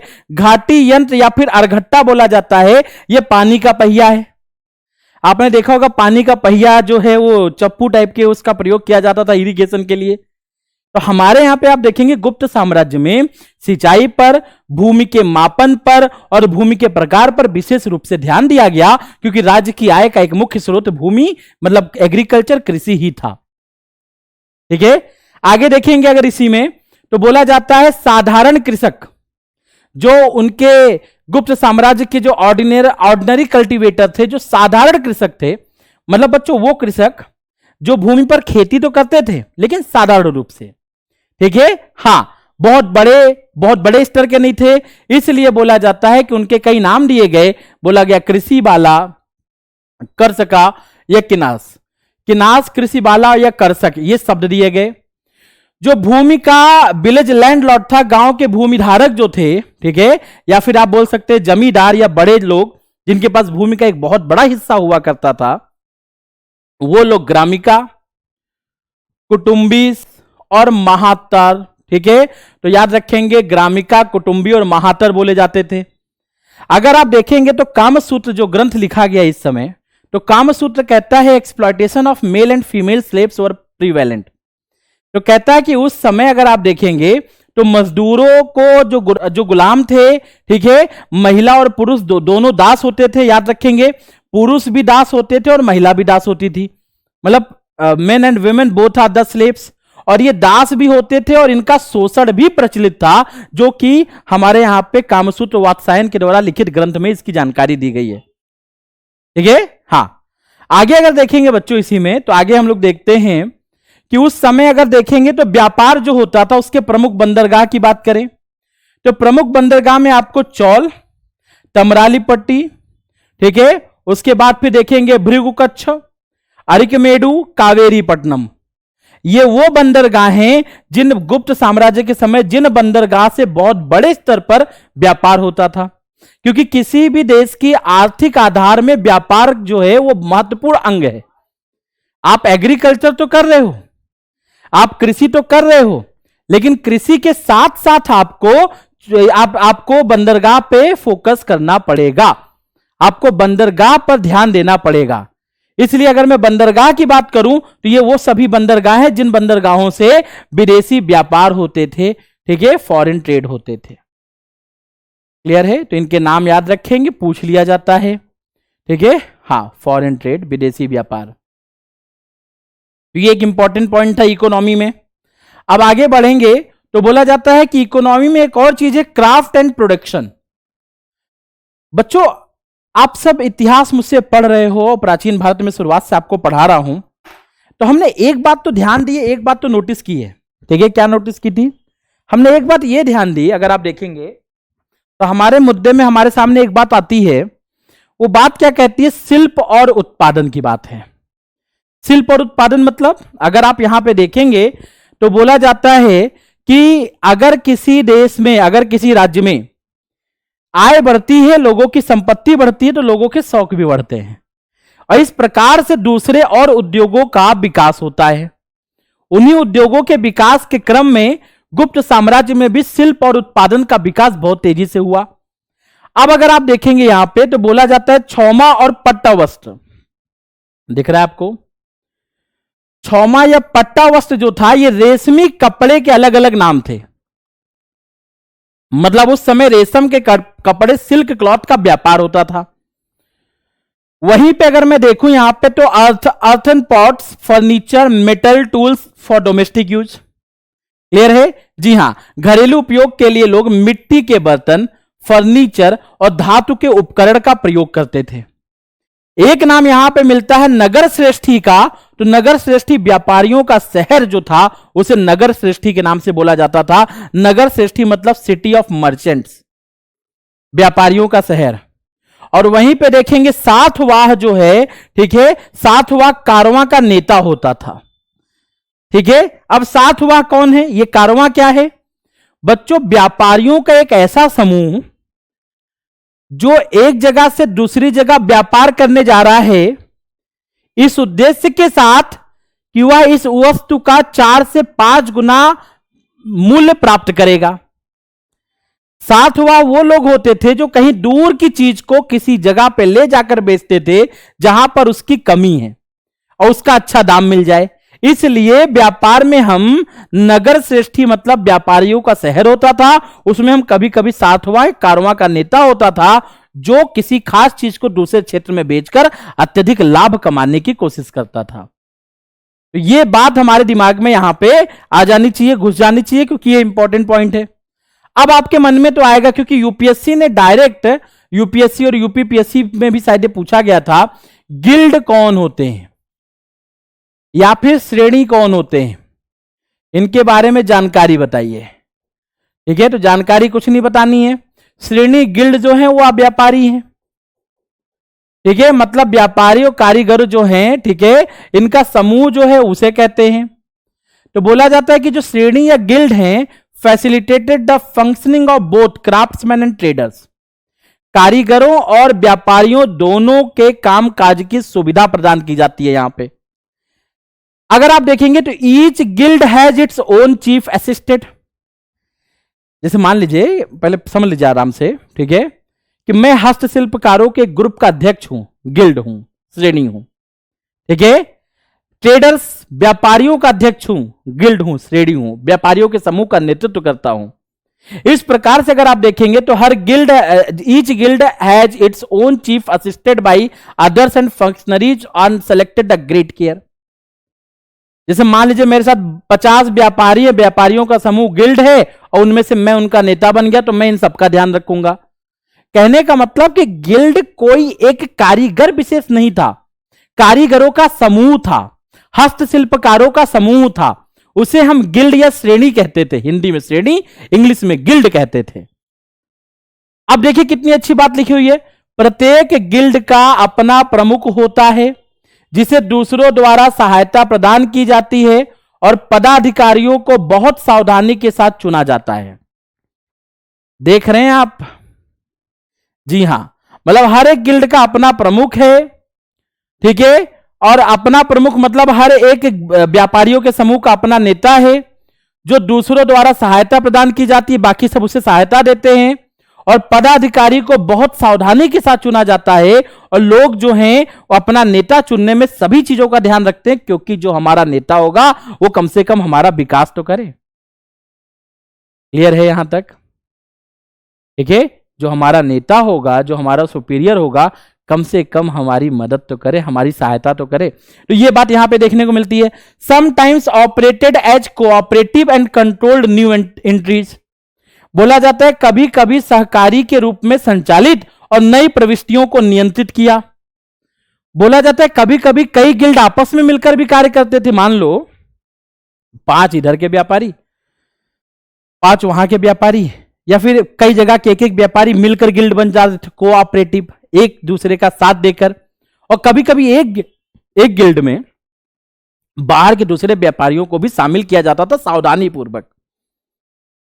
ठीक है, क्योंकि इन सभी के डिसीजन जो हैं, इनमें एक अगर देखेंगे तो इन सभी में से जो इनका नेता है उसका जो डिसीजन है उसका प्रभाव सब पे पड़ेगा, क्योंकि चाहे जो कहें ये है तो एक आर्थिक इकाई ही ना। क्लियर है? ये तो है एक इकोनॉमिक एंटिटी ही ना। ठीक है, ये पॉइंट समझ में आता है। नेक्स्ट अगर आप यहां पे देखेंगे तो regulated fair wage price to maintain business ethics, बोला जाता है कि इन लोगों के द्वारा, ठीक है, फेयर वेजेस, ठीक है, उचित मजदूरी, price to maintain business ethics, ये लोग अगर किसी से कार्य कराते थे या इनके गिल्ड में भी कोई कार्य कर रहा है उसको मजदूरी उचित दी जाती थी, और जो वस्तु है उसके मूल्य जो है उचित लगाए जाते थे, क्योंकि गिल्ड का कार्य केवल अपना लाभ कमाना नहीं है बल्कि व्यापार की नीतियों का पालन करना है, व्यापार में नैतिकता को लाना है, एथिक्स इन बिजनेस। ये बिजनेस एथिक्स की बात करते थे। तो यहां पे दिख रहा है आपको विनियमित किराया मजदूरी, कितना किराया होगा पहले से डिसाइड होता था। व्यवसायिक नैतिकता को बनाए रखने के लिए मूल्य, उचित मूल्य, ठीक है, क्लियर है, तो उचित मूल्य यहां पे लिख देंगे आप। आगे देखेंगे, state was expected to respect custom and norms and provide protection, राज्य से सीमा शुल्क और मानदंडों का सम्मान करने और सुरक्षा प्रदान करने की उम्मीद की गई थी। दिख रहा है आपको? State was expected to respect customs and norms and provide protection. इन लोगों को लगता था कि राज्य जो है, या फिर माना गया राज्य जो है, इन श्रेणियों को सीमा शुल्क के मानदंड और मानदंडों का सम्मान करने और सुरक्षा प्रदान करने की उम्मीद की गई। क्लियर है? इन्हें बोला गया कि अब आपको कोई भी नुकसान नहीं होगा, आपके व्यापारिक मार्ग में आपको लूटा नहीं जाएगा, आपको प्रॉपर सिक्योरिटी दी जाएगी, उचित कर लगाया जाएगा, ठीक है, और इस प्रकार से आप बिजनेस को, व्यापार को बढ़ावा दे सकते हैं। In short, state support the business activity.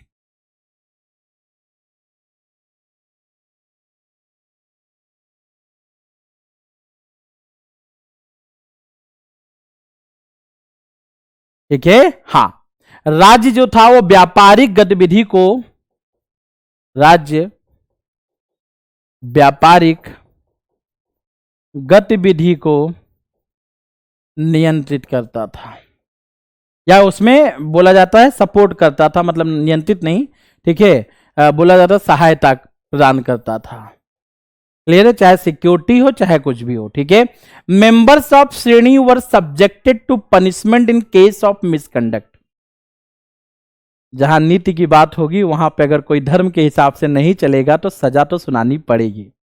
जी हां, अगर इन गिल्ड में, इन श्रेणियों में कोई भी व्यक्ति, कोई भी इंडिविजुअल, कोई भी व्यक्ति विशेष अगर किसी प्रकार का, ठीक है, मिसकंडक्ट, मतलब अगर आप देखेंगे दुराचार के मामले में पकड़ा जाता है, उसने व्यापार में किसी को ठगा हो, किसी के साथ धोखा किया हो, लेन देन में धोखा हुआ हो, अगर ऐसी चीजों में पकड़ा जाता है तो याद रखेंगे उनमें उनको सजा सुनाने का भी अधिकार होता था, मतलब उनको पनिशमेंट दी जाती थी, वो सजा के हकदार होते थे।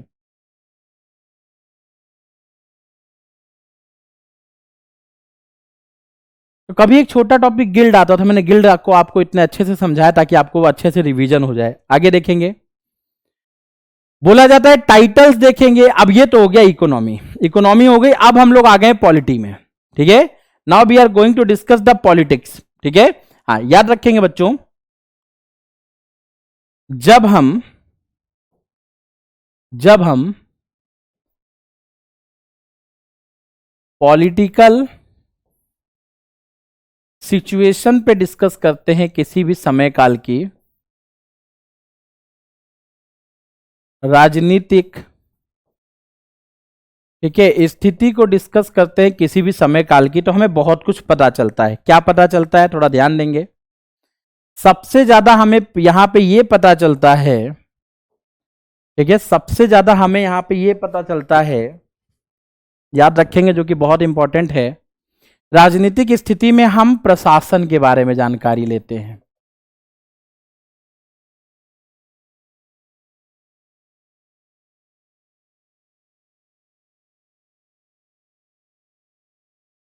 ठीक है, हम जानकारी लेते हैं, ठीक है।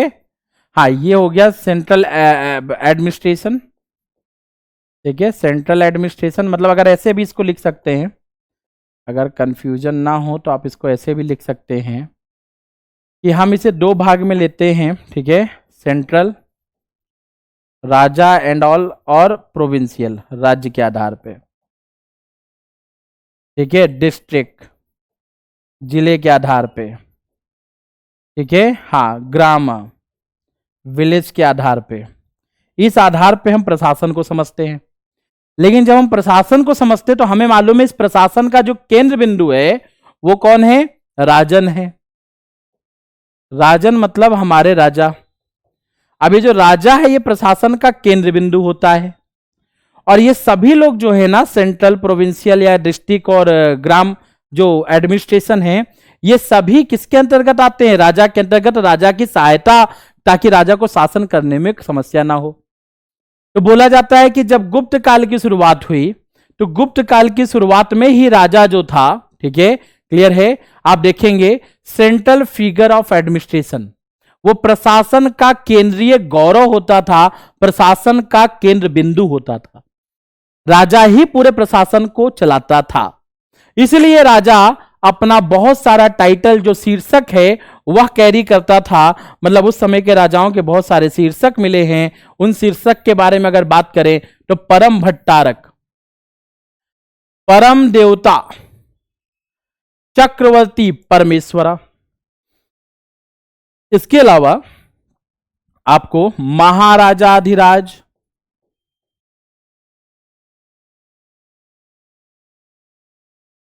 जो चंद्रगुप्त ने लिया था प्रथम ने, महाराजा जो आपके घटोत्कच श्रीगुप्त ने अडॉप्ट किया था। तो ये भी टाइटल थे। इन सभी टाइटलों का इनके द्वारा प्रयोग किया जाता था। उदाहरण के लिए अगर हम लोग देखें तो इलाहाबाद प्रशस्ति, जो इलाहाबाद का जो प्रशस्ति है, जो प्रशस्ति मतलब मैंने आपको बताया था इयोलॉजी होती है, मतलब हम किसी राजा का बहुत प्रशंसा करते हैं, तो हरिसेन के द्वारा वह तैयार किया गया। इसमें लिखा गया Samudragupta describe him as a equal to gods. जी हां, मतलब इसमें देवताओं के बराबर समुद्रगुप्त का वर्णन है, मतलब एक राजा जो है अपने समकक्ष, मतलब अपने आप को देवता मतलब गॉड के समकक्ष रखता है। अब आप में से बहुत से बच्चों के अंदर डाउट होगा कि राजा ऐसा करते क्यों थे, क्योंकि शायद आप सभी ने देखा होगा कि हमारे यहां पे उत्तर वैदिक काल में राजा की शक्ति का प्रचार करने के लिए, राजा की शक्ति को बढ़ाने के लिए हमारे यहां पे उत्तर वैदिक काल में खास चीज का विकास हुआ। किसका, मैं आपको बता देता हूं। हमारे उत्तर वैदिक काल में अगर आप देखेंगे तो राजा की शक्ति का विकास करने के लिए राजसूय यज्ञ हुआ, और राजसूय यज्ञ करने के बाद राजा जो है ना वह प्रजा से ऊपर उठ जाता है, ईश्वर का आशीर्वाद मिल जाता है। धीरे धीरे यही फिलॉसफी आगे बढ़ते बढ़ते राजा जो था अपना टाइटल जो है वह ईश्वर के रूप में रखने लगता, परम भट्टारक, चक्रवर्ती, ये सब, और इस प्रकार से वो अपने आप को ईश्वर के बराबर समकक्ष दिखाता है, ताकि जनता जो है, आम इंसान जो है, अब उनकी जो प्रजा है वह इनके अंदर क्या रहे, केंद्रित रहे, केंद्र शासित रहे। तो ये पॉइंट यहां पे देखने को मिलता है। अगला अगर आप देखेंगे तो इसी समय बोला जाता है कि जो समुद्रगुप्त हैं उनको नाम भी दिया गया धनदा, कुबेर, वरुण, इंद्र, अंत का, मतलब इनके रूप में अपने आप को क्या दिया गया, देवता के समान बताया गया। कुबेर, वरुण, इंद्र और अंतका के समान इनको समुद्रगुप्त को परिभाषित किया गया है, ये जानकारी हमें प्राप्त होती है। However in spirit of the Smriti literature and that of Kalidas, we find Skandagupta in his Bhitari pillar inscription eulogized as a person who subdued the earth and became merciful to the conquered people, but he became neither proud nor arrogant, though his glory was increasing day by day. मतलब हालांकि स्मृति साहित्य और कालिदास की भावना में हम पाते हैं कि स्कंदगुप्त अपने भीतरी स्तंभ शिलालेख में एक ऐसे व्यक्ति के रूप में प्रशंसा करते हैं जिसने, देखिए भीतरी स्तंभ जो गाजीपुर में है, ठीक है, और वहीं हम स्मृति साहित्य और कालिदास की भावना में हम पाते हैं कि स्कंदगुप्त जो है उनको लेकर एक बहुत बड़ी बात बोली गई है। देखिए, पृथ्वी को वश में किया और जीते हुओं पर अनुग्रह किया, परंतु उसका प्रताप दिन प्रतिदिन बढ़ता जाता था, तो भी वह न घमंडी हुआ न अहंकारी हुआ। जी हां, कहने का मतलब कि स्कंदगुप्त ने बहुत से राजाओं को हराया, हराने के बाद राजाओं को छोड़ दिया, राजाओं को छोड़ने के बाद उनकी जो प्रशंसा थी वह दिन पे दिन बढ़ती गई, लेकिन वह राजा ना तो घमंडी हुआ ना अहंकारी हुआ। ठीक है, हाँ, लेकिन वास्तविकता कहती है कि इसी समय से गुप्त साम्राज्य का पतन भी शुरू हुआ। आगे देखेंगे, his father Kumar Gupta followed the true path of religion. उनके पिता कुमार गुप्त ने धर्म के सच्चे मार्ग का पालन किया। अब आपके मन में क्वेश्चन आ रहा होगा कि सर इतना धर्म क्यों पढ़ा रहे हो? क्योंकि बच्चों याद रखेंगे, जो गुप्ता हैं, ठीक है, इन्हें हम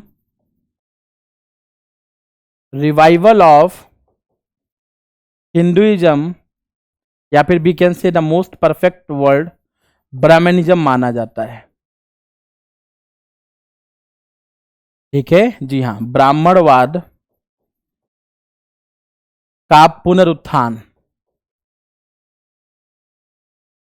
अगर हुआ तो गुप्त काल में हुआ। इसलिए अगर आप देखेंगे जब ब्राह्मणवाद आता है तो जाहिर सी बात है, ठीक है, क्लियर है, डिवाइन थ्योरी ऑफ किंगशिप, ठीक है, या फिर इसको ऐसा लिखते हैं थ्योरी ऑफ डिवाइन किंगशिप आराम से आ जाएगा।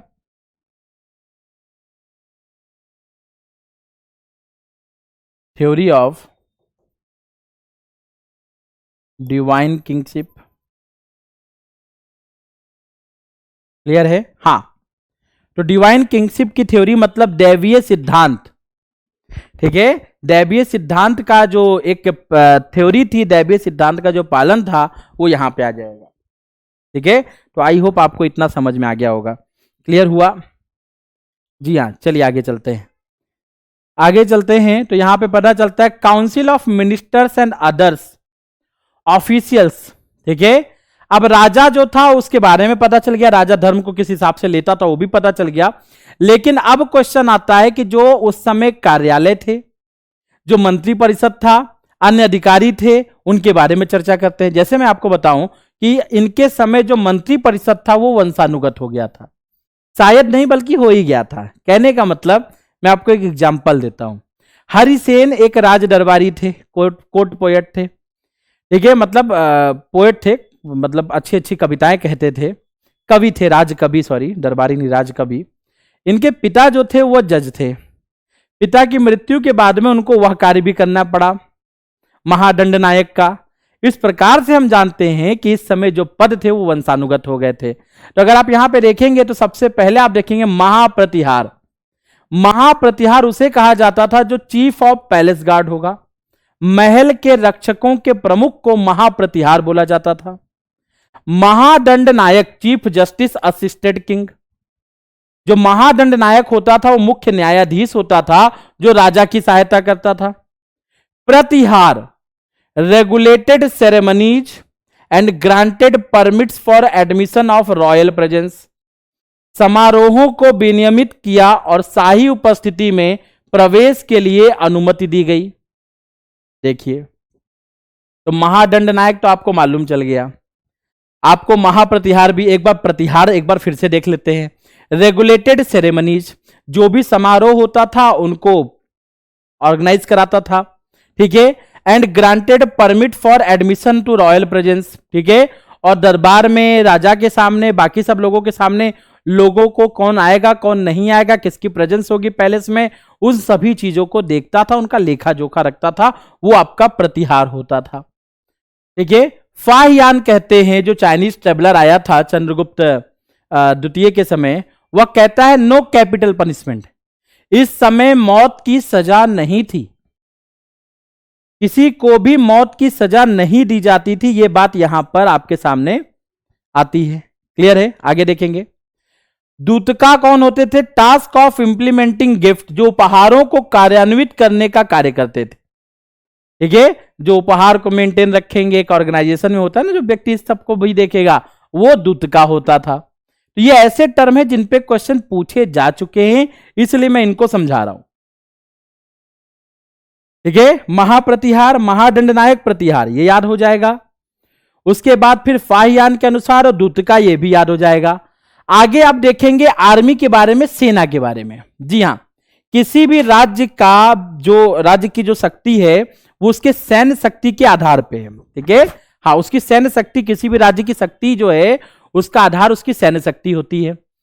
अब अगर आप यहां पे सेना के बारे में देखेंगे तो देखिए क्या लिखा हुआ है, paid in cash at the time of war the king led his army. सेना को जो भुगतान होता था वो नगद होता था, और युद्ध के समय राजा खुद जो था सेना का नेतृत्व करता था। कहने का मतलब, राजा जो था वो सेनापति के रूप में कार्य भी करता था, मतलब सेना को लीड करता था, और सेना को वेतन जो था वो नगद दिया जाता था। अब इन्हीं में से देखेंगे अलग अलग अधिकारी आपको देखने को मिलेंगे। जैसे ये यूपीएससी ने कई बार पूछा है और यूपीपीएससी भी पूछ चुका है, मुझे मालूम है, ये यूपीएससी और यूपीपीएससी भी पूछ चुका है। संधि विग्राहिका कौन होते थे? या फिर क्वेश्चन ऐसा आया था, कौन होते थे minister of charge of peace and वार, ठीक है।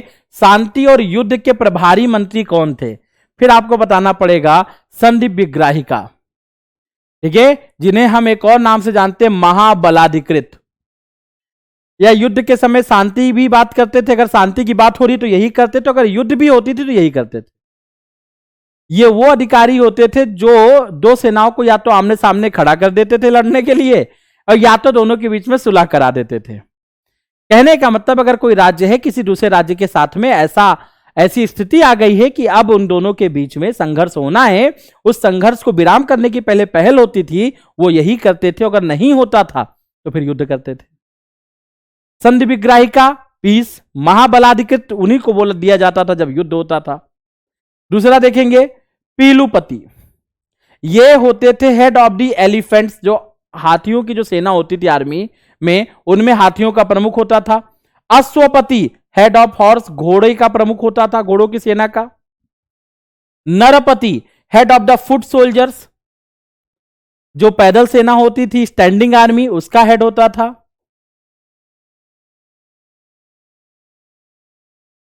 क्लियर? हाँ। राणा भंडारिका, ठीक है, तो ये कौन होता था? Officer in charge for supply of offensive and defensive weapons.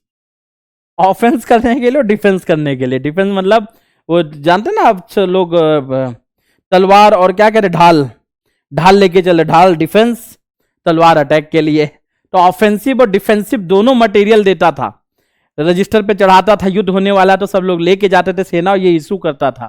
ठीक है, ये इसकी देखरेख में होता था। क्लियर है? यस। आगे देखेंगे बच्चों, आगे बोला जाता है कि इस तो सेना की बात हो गई, राजा की बात हो गई, इकोनॉमी की बात हो गई। अब थोड़ी सी बात कर लेते हैं लैंड रेवेन्यू की, भू राजस्व की। थोड़ा इसको अलग से देखेंगे, सेपरेट देखेंगे, इसीलिए अलग लिखा है। भू राजस्व अगर देखेंगे तो रेवेन्यू एडमिनिस्ट्रेशन, जो राजस्व प्रशासन है, जिसमें आप देखेंगे land revenue and fines were source of the state income. ठीक है, राज्य की आय का एक बहुत बड़ा भाग दो जगह से आते थे, एक भू राजस्व से, एक जुर्माना से। हमारे यहां भी सरकार, अगर आप सबको मालूम हो तो भी 31 मार्च आ रहा है, इससे पहले देखो चालान बहुत कटने लगते हैं। भगवान जाने क्यों कटते, मुझे आज तक नहीं पता चला, लेकिन चालान तो काटे जाते हैं। अगर आप इस चीज को कनेक्ट कर पा रहे होगे तो शायद आपको मालूम होगा कि हमारे यहाँ पे आज भी लोग, अभी पुलिस जो है, वो पुलिस प्रशासन, ठीक है, वो चालान काटने लगेंगे। ठीक है, हाँ, ये आपको देखने को मिलेगा। क्लियर? चलिए आगे चलते हैं। आगे है कि यहां पे लिखा हुआ है एक बहुत अच्छा पॉइंट, इसको याद रखेंगे। गोपा सारमिन वर्किंग एज द अक्ष पातालाधिकृत, मतलब अक्ष पातालाधिकृत के रूप में कार्यरत गोपा सारमिन। ठीक है, गोपा सारमिन जो है वो कौन था? वो अकाउंट्स रजिस्टर्स को मेंटेन करता था, रिकवर रॉयल ड्यूज।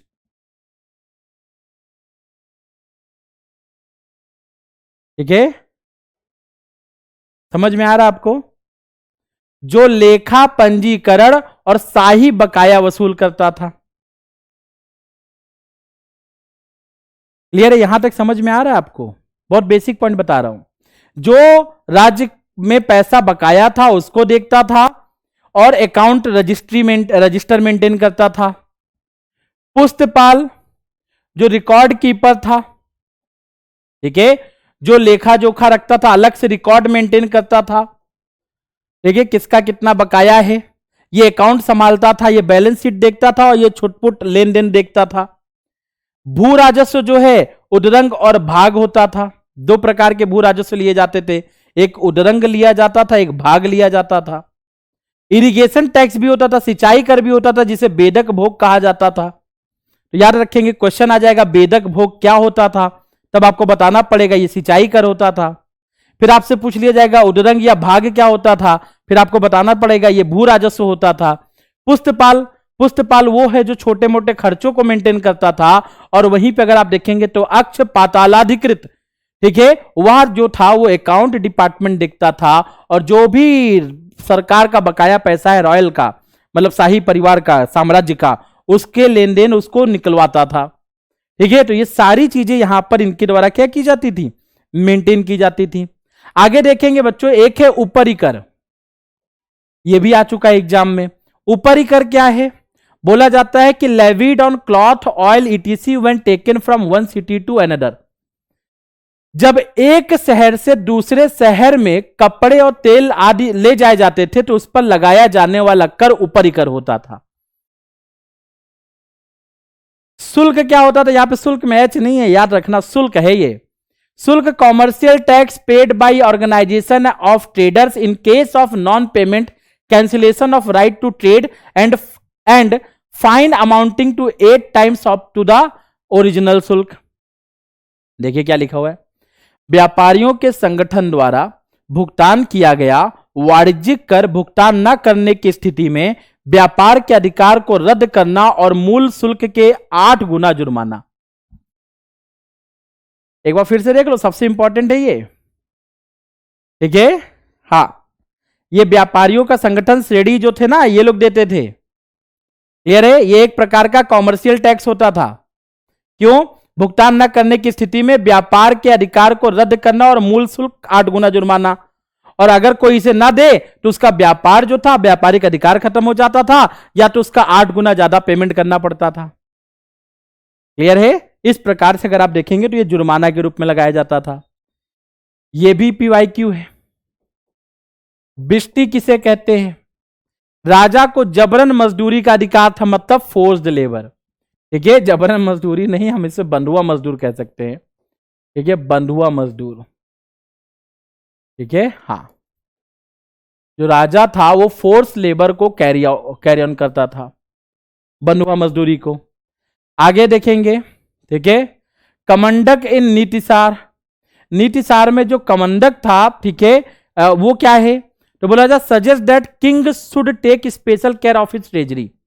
तो नीतिसार में कमंडक जो है वहां पे देखेंगे तो वहां पे लिखा हुआ है कि सुझाव था कि राजा को अपने खजाने का विशेष ध्यान रखना चाहिए। मतलब नीतिसार के हिसाब से राजा केवल मिलिट्री नहीं, राजा को राजस्व मतलब रेवेन्यू पे भी फोकस करना चाहिए। कालिदास। कालिदास जो हैं और नारद स्मृति, मैं बता दूं, ये जो नारद स्मृति है, ठीक है, नारद स्मृति, ये दोनों एक में शब्द है, अलग लिख गया है। ठीक है, तो कालिदास जो हैं, ठीक है, और जो नारद स्मृति, नारद स्मृति जो है धर्म सूत्र का एक भाग है। ठीक है, हाँ, इसका भाग है बच्चों धर्म सूत्र का। तो नारद स्मृति धर्म सूत्र का एक भाग है जो राजस्व उपज का 1/6 है। जो क्या कहता है? जो कहता है कि जो रेवेन्यू था, जो उस समय टैक्स लिया जाता था, वो उत्पादन का, ठीक है, उत्पादन का 1/6 लिया जाता था। यह हमें कालिदास और नारद स्मृति 2 ग्रंथों की जानकारी से प्राप्त हुआ है। ठीक है, हाँ, आगे देखेंगे बच्चों। तो आगे हमारे सामने एक और चीज आगे जो कि इंपॉर्टेंट है, प्रोविंसेस, डिस्ट्रिक्ट एंड विलेज। बोला गया कि उस समय जो एम्पायर था, साम्राज्य था, वो डिवाइड होता था भुक्तीज में, देश में, मतलब प्रांत, गांव, जिले। उस समय का जो साम्राज्य था, मतलब जो राज्य था, वो भुक्ति या देश में डिवाइड होता था। तो सबसे पहले आप देखेंगे कि साम्राज्य सबसे पहले भुक्ति में डिवाइड होता था। तो क्वेश्चन आता है, भुक्ति क्या है? Governed by uparika and directly appointed by the king. जो एम्पायर है, empire divided into several bhuktis, bhuktis like the province, राज्य, और इस राज्य का जो अधिकारी होता था वो उपारिक होता था। ठीक है, हाँ, और इसको अपॉइंट कौन करता था? डायरेक्ट किंग, मतलब राजा के द्वारा नियुक्त, और देखेंगे उपारिक द्वारा शासित था क्या? भुक्ति। जो भुक्ति है, राज्य है, वो कई सारे डिस्ट्रिक्ट मतलब विषय में डिवाइड होता था, कई सारे विषय में, विश्व जिसे कहते हैं, और इसका जो हेड होता था उसे आयुक्ता कहते थे, आयुक्त का, या विषयपति कहते थे। He was appointed by the governor, governor मतलब ये भुक्ति के द्वारा अपॉइंट होता था। ठीक है, हाँ, क्योंकि भुक्ति जो होगा वो प्रोविंस का हेड होगा, प्रोविंशियल जो हेड होता है वो गवर्नर होता है। आगे देखेंगे, जो प्रथमा है, ये प्रथमा कुलिका, ये चीफ ऑफ आर्टिजन होता था, ये कारीगर का प्रमुख होता था। क्योंकि गुप्त काल में, याद रखेंगे, during Gupta as,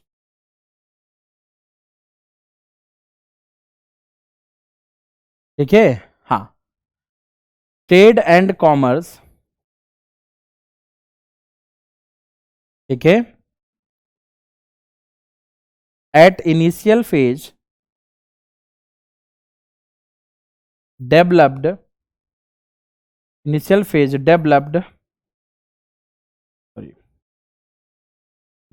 rapidly, developed, ठीक है, डेवलप्ड रैपिडली, ठीक है, बहुत तेजी से विकसित हुआ इस समय व्यापार।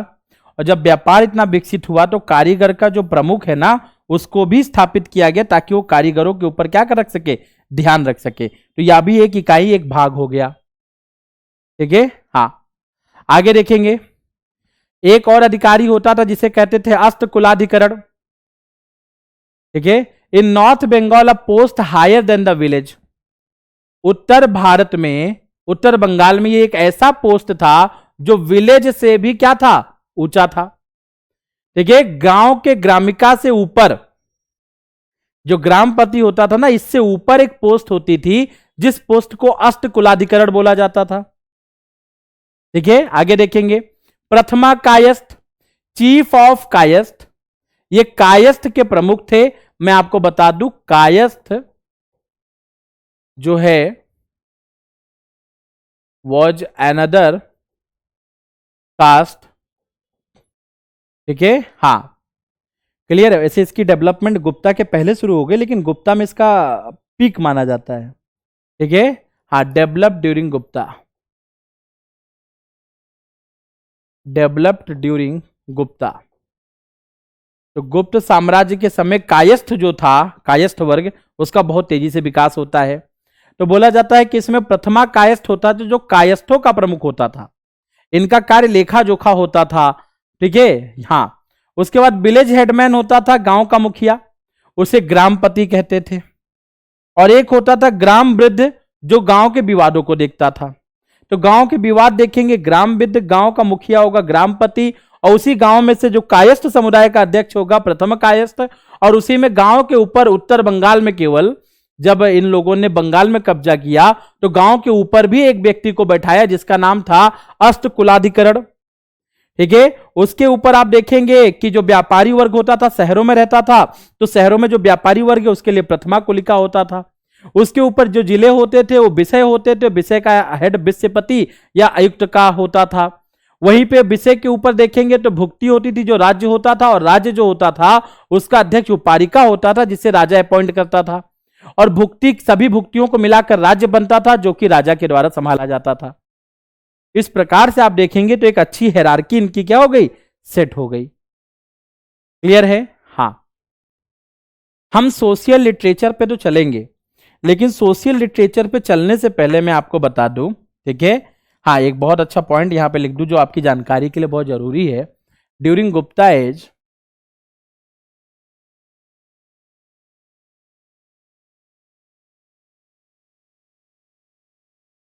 During Gupta age,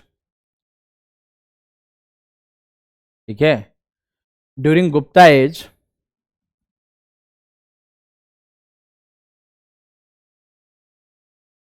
sub caste system was, ठीक है, डेवलप्ड। ठीक है। गुप्त साम्राज्य के समय उपजाति का विकास हो गया था। उपजाति का विकास कैसे, जरा देखेंगे।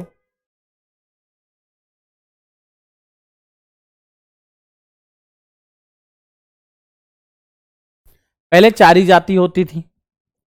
कौन सी 4 जाति, ब्राह्मण,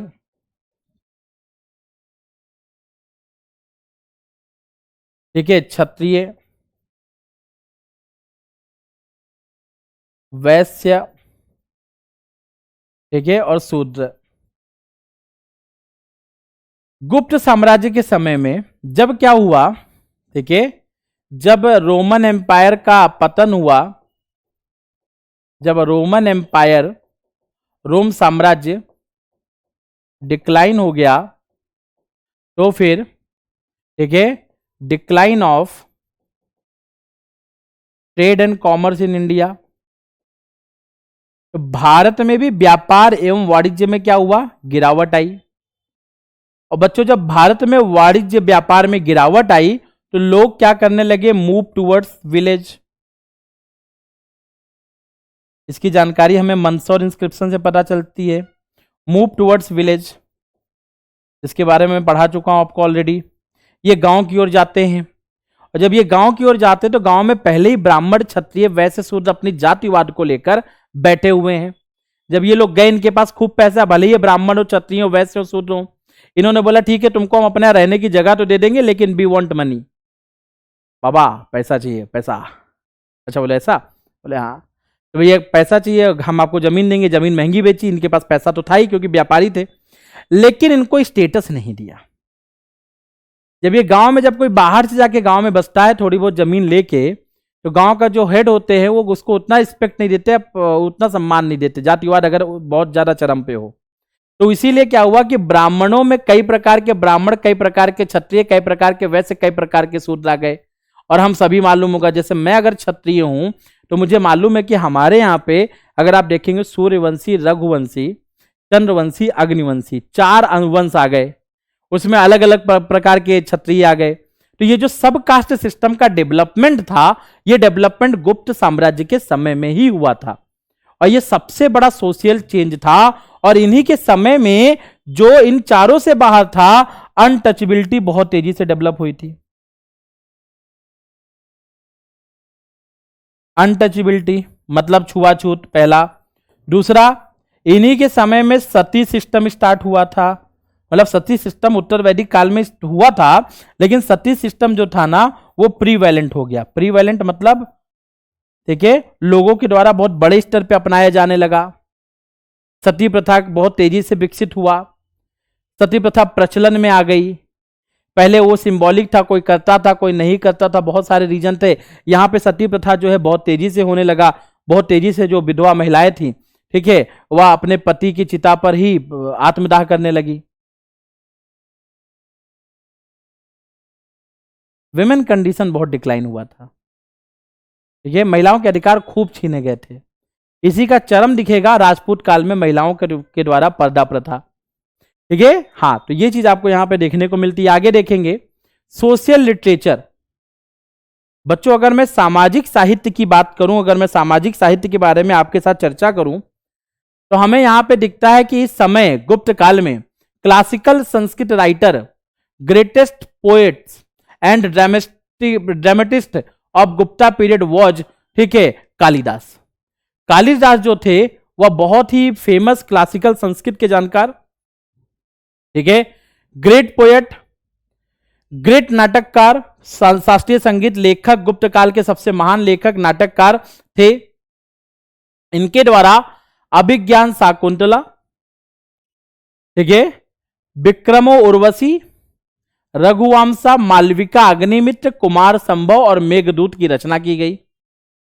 और ये सभी लिटरेचर जो हैं वो कालिदास के द्वारा दिए गए। तो कालिदास जो थे वो इसी समय के महाकवि थे। फिर इसी समय के जो सामाजिक जो हमें नाटककार या लेखक मिलते, उसमें विशाख दत्त भी हैं। विशाख दत्त ने मुद्रा राक्षस लिखी है। मुद्रा राक्षस में चाणक्य और चंद्रगुप्त ने कैसे चाणक्य की सहायता से चंद्रगुप्त राजगद्दी को, मतलब ठीक है, डिथ्रोन्ड नंदाज, कैसे नंद को हराते हैं और अपने आप को वहां स्थापित करते हैं। वही देवी चंद्रगुप्तम है, स्टोरी ऑफ चंद्रगुप्त सेकेंड। इसी में मैंने आपको कुछ देर पहले बताया था कि कैसे चंद्रगुप्त द्वितीय जो थे, उनके बड़े भाई रामगुप्त, जिन्होंने शकों से डरकर अपनी पत्नी को छोड़कर भाग आए थे, तो चंद्रगुप्त द्वितीय को पता चला, उन्होंने इनकी हत्या कर दी। और हत्या करने के बाद में, ठीक है, अपनी भाभी जो है उनको छुड़ा के लाते, शकों को पराजित करते हैं और विक्रमादित्य का टाइटल लेते हैं। सारी देवी चंद्रगुप्तम में ये कहानी है। दोनों ग्रंथ विशाख दत्त के द्वारा लिखे गए। आगे अगर आप देखेंगे शूद्रक। शूद्रक जो थे वो राजा भी थे, राजा के साथ साथ कवि भी थे। तो इनके द्वारा लिखी गई है Mrichchhakatika, story of Charudatta, a merchant and, देखिए, वसंत सेन, क्लियर है। देखेंगे वसंत सेना, मर्चेंट जो है क्लियर है, और बिना वसाव दत्त, इन सबकी कहानी है। मैं आपको बता दूं इसी में बोला गया है। मृक्ष कटिका में भी अगर आप देखेंगे तो इस बात की जानकारी है, या गुप्त काल के ग्रंथों में यह जानकारी है कि जो हायर लोग होते थे, हाई ऑफिशियल्स, या फिर जो किंग और नॉबल्स होते थे, दे यूज्ड संस्कृत लैंग्वेज, ठीक है। और जो निम्न लोग होते थे, लोअर क्लास, ठीक है, लोअर क्लास को संस्कृत बोलने का अधिकार नहीं था, वो प्राकृत बोलते थे। लोअर क्लास यूज्ड प्राकृत लैंग्वेज। जब वो नाटक होता था तो जब राजा बोले या राजा जैसा कोई कैरेक्टर है तो वो बोलता था, संस्कृत में बोलता था। हे बालिका तुम किम करोत। और वहीं पे अगर आप देखेंगे तो जो निम्न जाति के लोग होते थे वह प्राकृत भाषा का प्रयोग करते थे। इस प्रकार से अगर आप देखेंगे तो हमें यह जानकारी प्राप्त होती है और इसके ऊपर क्वेश्चन भी पूछा गया है। फिर भास थे, भास इस समय सबसे फेमस थे। इन्होंने 13 नाटक लिखे, जिनमें क्या कहते हैं, स्वप्न वासव दत्तम सबसे फेमस है। क्लियर है, बहुत ही फेमस ग्रंथ यहां पे माना गया है। उसके बाद देखेंगे भारावी है। भारावी में शिव और अर्जुन की बातों के बारे में लिखा हुआ है। जिस ग्रंथ का मतलब भारावी ने ग्रंथ लिखा हुआ है किरात अर्जुनीय। किरात अर्जुनीय जो ग्रंथ है वो संस्कृत में एक काव्य है।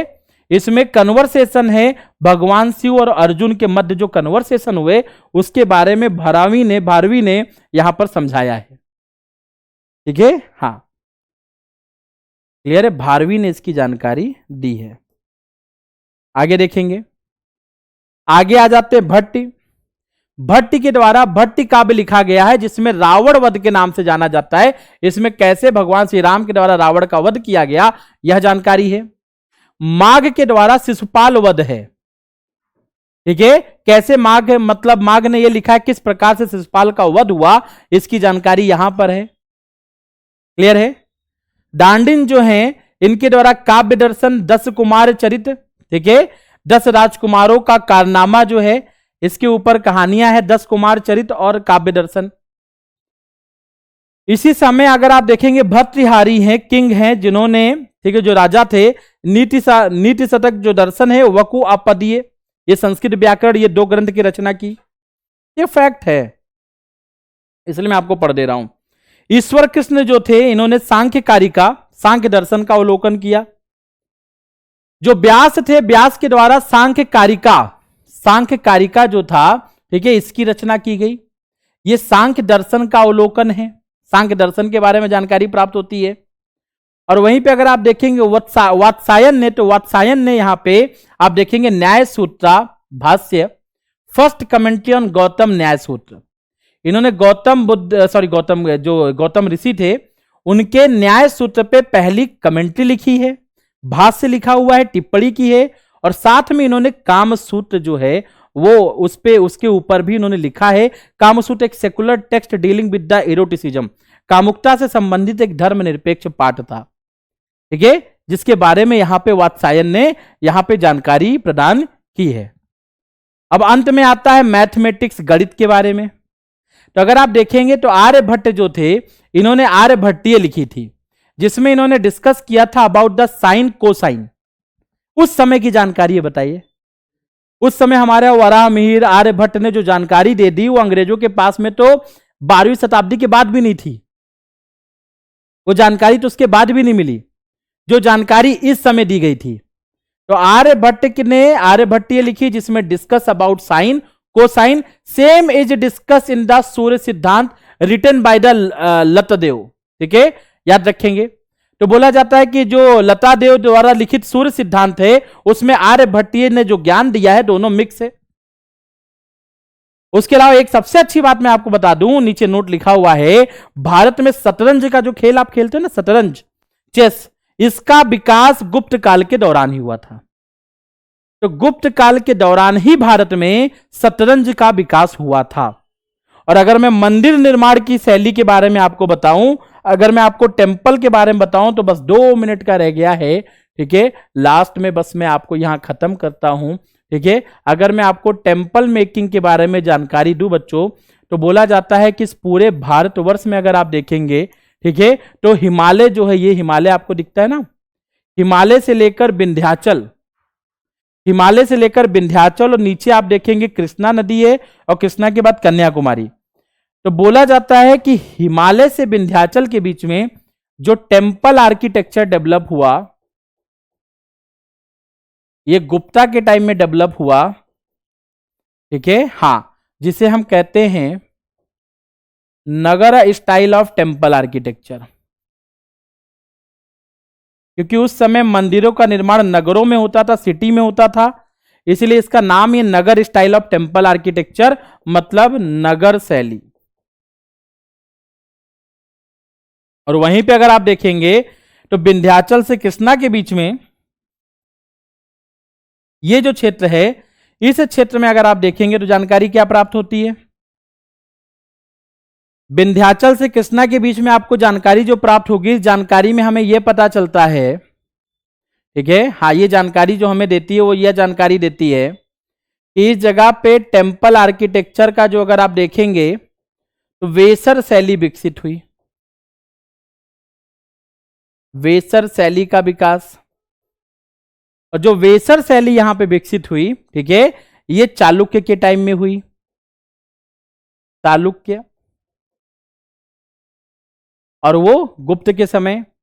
और वहीं कृष्णा से लेकर कन्याकुमारी के बीच में जो डेवलप हुई वो द्रविडियन टेम्पल आर्किटेक्चर हुआ, जिसके बारे में हम लोग आर्ट एंड कल्चर की क्लास में देखेंगे, ठीक है, हाँ, द्रविड़, ठीक है, द्रविड़ मंदिर स्थापत्य, ये आपको देखने को मिलेगा। तो दीज आर द पॉइंट जो मैं आपको कराना चाहता था। आई होप आपको यहां तक मेरी बातें जो हैं वो समझ में आ गई होंगी। तो अच्छे से नोट्स बनाइए। अगले सेशन में मैं आपके लिए लेकर आ रहा हूं हर्षवर्धन और त्रिपक्ष का जो गुट, जो एक संघर्ष था, त्रिपक्षीय संघर्ष, ट्रिपर्टाइट स्ट्रगल, प्रतिहार गुर्जर, प्रतिहार पाल, ठीक है, तो इन सभी के बारे में, राष्ट्रकूट, गुर्जर और प्रतिहार, इन सभी के बारे में मैं आपके साथ में डिस्कस करूंगा और आपको इसकी जानकारी दूंगा, ठीक है। तो आज की क्लास में बस इतना ही, अब मिलेंगे हम लोग अगली क्लास में। Thank you so much. जय हिंद, जय भारत।